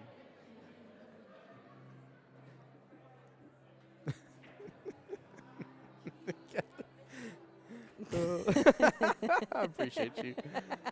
So I think we got 2 family teams here. So It kind of looks that is way. Mark the Is Mark a the Mark junior? that's playing now? Is that the son or the father of the Mark that just played? They have 2 different last names. Mark Steves was the one that okay. played before. Mark Leeson is who is up now on the top table. Okay. So I'm not sure, but chat, please fill us in if there's any information there going on. That would be Give us the amazing. scoop. Yeah. We like the scoop. Now we do have Christy Bradley and Jason Bradley. Jason Bradley's the captain, and Christy's a 2 on the team for Mark Sharks. So probably a husband-wife combo if I had to take a guess there, but I don't know for sure. Don't want to misguess and it be a father-daughter, for instance. So. Awkward. Yep. I don't think they'll throw anything at us. I like Abby's confidence here around the table. Like, she doesn't seem any more frazzled than she has the last 2 racks, even when she's in a situation of, like, make it or yeah, you she's know, got to win this. Yeah, she's got to win this game. Make or to break keep her right team here. Keep her team in the running. Yep. And that's really good in a player. And as a coach, you got to know what players to put up, because sometimes you got players that can't take they can be a great shooter and they just, you know, when they get that pressure, they can't handle it. And as a captain, you have to know that. And, Exactly. have to be able to adjust. We were talking about a player earlier, my husband and I on a team, and trying to kind of figure out, we got our new session starting in just over a week, and trying to figure out a couple of players, and we're like, well, this guy is really reliable, and he'll stay all night long and score. You just need to know that you need to play him first. Like, as long as you're okay with that fact, then he's great. Yeah. He'll sit and keep score all night long, but he wants to be played first. And okay, fine. Like, And that's a good problem to have. I mean, yeah, I'll take that player. If he shows up and he's willing to participate as a team. Yeah, and I'll stay take there that. all night, keep score. Yeah. You've got a lot of folks that don't want to keep score. I or mean, you can wanna play respect a first. guy who's just like, I just get too tired and I don't want to spend money on matches after 10 o'clock because I'm not going to play well. I'm too old. I'm too tired to play well then. You've got to know. You got to know yourself. And That's it sounds pretty like much he's, the law that was laid down. Like, I'm not going to play if I'm playing late. Okay. Yeah. Well, that's interesting. But I mean, in all honesty, though, like we do play for very enjoyable reasons and find value in different things, right? That's why we play some of our different leagues and different styles and stuff. So at first, my brain was like, well, that just doesn't make any sense. But honestly, like, I do come out to league to have a very good and enjoyable time. I do come out to see my friends and have that fun and play catch up for the week of, hey, how was your weekend? What's going on? And stuff like that. And so I actually respect that a lot, to be honest with you. I do understand the why behind that now. Yeah. That's cool. It's like, I don't mind sitting and hanging out with the team after I play, and like, I'll be social until late. I just don't want to play if I'm not going to be on my game. Yeah. And you can't be mad at him for telling you, you know, what works for him. Good upfront conversation to have. That's a great team player, in my opinion. So if that's you and you're like, I'm not a good team member because I have XYZ stipulations, just find the right team. Yeah. Every team is willing to work with some kind of stipulations. It's just different for which ones. Yes. There's some stipulations that I would never give in to personally that I'm like, wow, you should stick with that team because most other teams aren't going to want to deal with that. Yes. I'm going to tell you right now, if somebody's on like their final object ball. Ooh, wow, and, what a just shot. Get off of that. Oh, man, no love on that leave, though. That was just so nice. That 8-ball is going to make this rack a little Abby bit longer, though. breathing a sigh of relief on that one, though, I'm sure. Yeah, because that could have, Yeah, that could have been. Oh, but the 8 is still pretty good and, the good and locked up. The 8-balls, The First- 8-ball is definitely, Abby made the right choice with going down table on her last shot because she had to have the 8-ball locked. Oh. So now I like Abby's that got choice, a choice. too. What does she do here? I think she defenses here. Not quite sure what that looks like yet. I was thinking the same thing. But once I find it, Oh, she's gonna open it up. She's gonna go for the win. If she drains this, she's gonna have an option there for that bottom left-hand corner pocket for her last stripe. She played it hard enough. Oh. And she went nicely And in she- between the rails. And she. I don't think it goes past though. Yeah, look, that sucker is stuck. Wow. Eightball's bankable, but that's about it. That's really helpful when you're stepping up and you're in the situation that Abby is in, to not be, you don't want to hand over that game by freeing up the 8 ball like that. No, No. you don't. That is not going to be a fun way for the game to end. I think she can get right on past that and make it. It looks like she can. But how's she going to circle back around to the 8 after the 14? So what she needs to do is play medium, just medium, middle ball, just so that she comes up just enough so that she's almost Ooh. in line with that ball, so that when she plays it, she plays off the 6 to come back up table. But it looks like she doesn't see that, and she's gonna take the wrong ball. Oh, Jean's gonna take a timeout here. Yeah. Have a Now's little the time. discussion about that strategy. Yeah, because if she takes a 13 here, she doesn't play it hard. She plays it soft.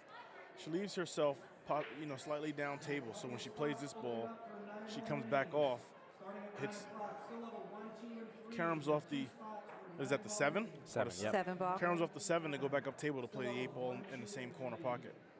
I like too that if she takes the 13 right now, she's going to get off the 2 and hopefully hit Open off the that 2 pocket. and open the pocket and move the 2 to the short rail, which makes for an easier defense yes. if she needs it. Yes. As long as you don't hit it too hard, and you're talking, I think, about a nice even speed. Good speed. Yep. Oh, There it look at that is. executed perfectly. That was.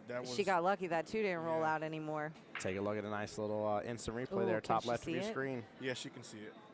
It looked like it from this angle. She just needs to play a little Yeah. bottom on it so that she doesn't hit that ball solid. She needs to come off the outside edge of that 7 ball. What a brilliant timeout that was. Put some bottom on it. Or just hit it good and hard enough to get up table. Oh, she didn't hit it don't hard hook it, enough. don't hook it, don't hook it. She left herself with a bank. Yeah, but are you banking in that side pocket, or are you I- taking it down bottom I'm right banking in corner that pocket? side pocket. Really? I'm Yep. cutting it. You're draining it to the top right? Of course, you've seen me play. All right, so you ready for this? Because all three of us are about to disagree. I'm banking it to the bottom right-hand corner pocket right now. Oh. And I'll tell you very simply why. Because I'm going to use a little bit of left there, just let it open up just nicely, and I'm going to leave that cue ball hopefully Let it sitting- lob on down. Well, not even on down. I'm hopefully going to get that cue ball to where it gets close to that 2 and kind of maybe peers on up a little nice, like a nice wind to a nice steak. Did she mark anything? Top right-hand corner, I think. I see the marker. Oh, Yeah, I believe it's yeah, right outside the okay. pocket. Oh, she's cutting it. Yep. It's a tough cut, but, I mean, I like it, Abby. Get it. Abby might pull. Ooh. No, didn't get it. But, Hey, she left her with a long shot. and Yeah. center table 8 ball is Yeah, not a bad thing. It's not a bad. No, not at all. Mm-mm. If you I'll- hope that you get to shoot at it again, that's where you want it to be. Chat's all over the place too. I hear bottom corner there. I see it cutting it up the rail. I see some good different options. I love it. Put the cue behind the 8. This yeah. is why this game is so much fun, because Yeah. we literally just had 3 separate people behind the mic say it, and now we got chat going back and forth about it as well. I mean, there was some she had some choices. She had choices. Yeah, Well, she which had nice. pockets. Yep. Kristen is stepping up to a table here where she doesn't have an obvious choice. You know, she's Looks like she's gonna go defense. She's gonna leave Abby with a long shot in that 8 ball. I like that, especially if she can pair up to the rail. that's Oh, huge that to was have close. a 3 on your team that's going to think defensively like Yep. that in Yeah. such a high pressure situation and not feel like she's got to try some crazy shot to get out of it. Is the scratch here in the top right-hand corner if she goes for the bottom right on the 8 ball? Oh, she's back cutting it a little bit. I like that better from a scratch standpoint. The back, yeah, about to say the back Back cut's safer, prevents yeah. the- Yeah. prevents that scratch. I'm very impressed that she saw that and thought of it right away. That's awesome. Of course, there's also a way to scratch on the back cut if you put the right amount of English and spin and top or bottom or whatever the combination is. Yep. I don't know, but my subconscious does, and my brain would make my hands do it. Yep. And I would definitely end up in the pocket. So As long as you don't do such and such, I'm guaranteed I'm going to do such and such. You just made it. It's in the universe now. It's happening. well, what I'm saying is you don't even have to know what it is that you don't need to do. Your brain's already got you. Oh, goodness. Yeah, I was going to say, if you make that ball, the scratch is very difficult, but you can miss it and put yourself in a position of scratching. But even here, this is not a great lead for Kristen. No, and there's ample opportunity to do another defense here, too. Yes. I'm hoping she does one. Like, she's doing really awesome with this. She looks Really so can calm, Abby run cool, for and her money. collected. I got to give her props for I can't tell if she's going to cut it in or if she's going to play defense. If she again. cuts it, she's got to be careful. playing There we defense go. again. wow. There we Okay. go. Well done. And she scooted a little closer to that bottom right-hand corner pocket. I know it's a little over a diamond outs from each side here, but it is very much makeable now in an easier way. Yeah, she is forcing Abby. I So- wish I could give you a replay of the shot that was on the back table there. It was pretty good. This is gonna sound weird, but I think I'd honestly bank this in the bottom left-hand corner pocket, and I don't normally would say to go for that, but I feel like the 7 and 2 kind of force it down there, and if you miss, I think you're gonna block up that pocket. Yeah, you're going to block a pocket. Oh, she decided to go defense. She did the exact same thing with the 8 as what was done with the 2 from Kristen right there. It's now almost a diamond from each side away from that other corner. I'm not upset about that choice. No, Mm-mm. 8 ball's closer to a pocket. Yep. A little more So stress. if Kristen does play defense, it gives Abby a possible easier shot. So Kristen does need to play defense here, but I'm afraid that the defense may end up working to where she still pockets the 2, but she needs to hit the top side of the 2 from this point of view and let that cue ball maybe be close to the top left-hand corner pocket. You leave distance, you leave a tough back cut option. Mark jumping in here on a quick timeout to think it through. This is such a good situation to have a 3 in a tournament, though. Your team is up 6-0. Yep. And if she wins, she carries the team on this one to the next round. Well, she finishes it off. Didn't carry, obviously. It's team effort, but still. And then if she loses, there's still very good odds in favor of her team. And she's gotten the hill point that that is so critical in some of these outcomes. She can't lose. I Yeah, mean, literally, this there's is like the best high pressure, no pressure scenario you can put a low skill level. the low pressure mixed in with the high pressure, they just cancel each other out. It's And it looks gone. like Mark is giving her an offensive defensive. So if she misses, she leaves the cue ball on the bottom right-hand side. Oh, I switched your orientation. Oh, and she made it. Good shot. Wow, what a great Nicely done. shot. Very nicely done. Wow. Give some snaps for that. Gord coming by and checking on the team here. Yeah. Giving Mark's Sharks a shout out and saying hello, checking in on the score. He's also working in the back room right now, so wasn't available to sit in on the stream today. I was trying to get him on the stream. Maybe it would have changed the outcome. Switch things up a little bit. Are No, you taking the no. blame for this No. outcome? No, not at all. Not That at was so all. sweet of you to do for your players. I'm just kidding. Ooh.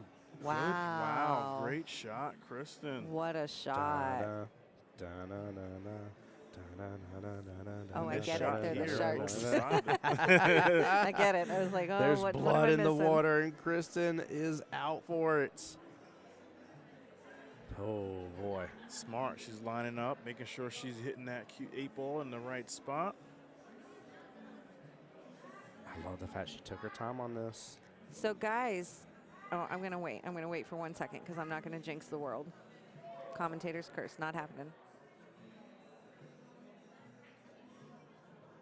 So I'll have a moment of silence Did for Mark the 8 win ball. on a top table there? Yes, he did.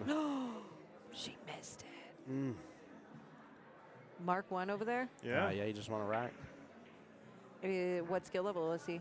Mark is a 4, right? I believe Mark is a 4 and Abby's a 5. I'll tell you in just a second. I mean, here. Mark is Yeah, Maddie's a 5. Yeah. Yeah, Did Mark, I say Mark Abby? is a 4. Maddie. No, you okay, said I I didn't didn't say say Maddie. Yeah. Okay. Yeah, Mark is a 4. Maddie's a 5. So that is a 3-4 race, which if that's the first one done, it is a 2-4 race now. Yeah. So one more for Mark gets, Gets them A to point. Yeah, yes. gets nail again. which is still not a win yet for this team. No. Nope. Nope. Either Kristen needs to win it or Mark. Oh, no, it would be, because then Not with a they hill would only point. be able to tie at that point. Oh, yep, yep. But they'd have three. No, yeah, three but they wins. wouldn't. And they, oh, well, the 3 wins wouldn't be yet. So, yeah. Here we We'll- go. we'll see. Kristen making another attempt at this 8-ball here in the side pocket. Did she? Unless she's using the chalk. Yeah, she's using the chalk, which we do recommend against. Yep. It is a APA rule that you can, though. It is allowable. Yep, Yep. it's not a loss of game. Wow, Good she shot. got it.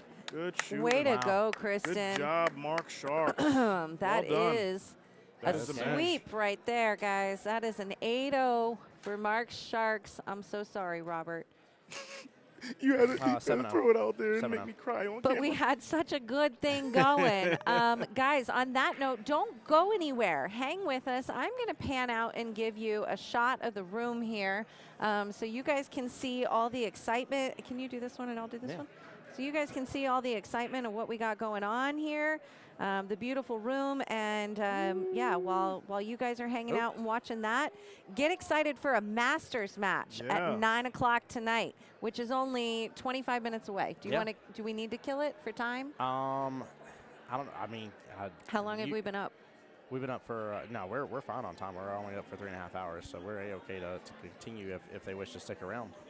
Well, it was wonderful chatting with you guys. You Thank too. you so Thank you, much Robert. for bringing Appreciate me you, sir. on. And Robert, we were thrilled to have you here. yes, thank you. I appreciate it. You Yeah, guys appreciate you enjoy the too. rest of your night, and same. Get home safe. Yeah, same to you, brother. Y'all be blessed. All right.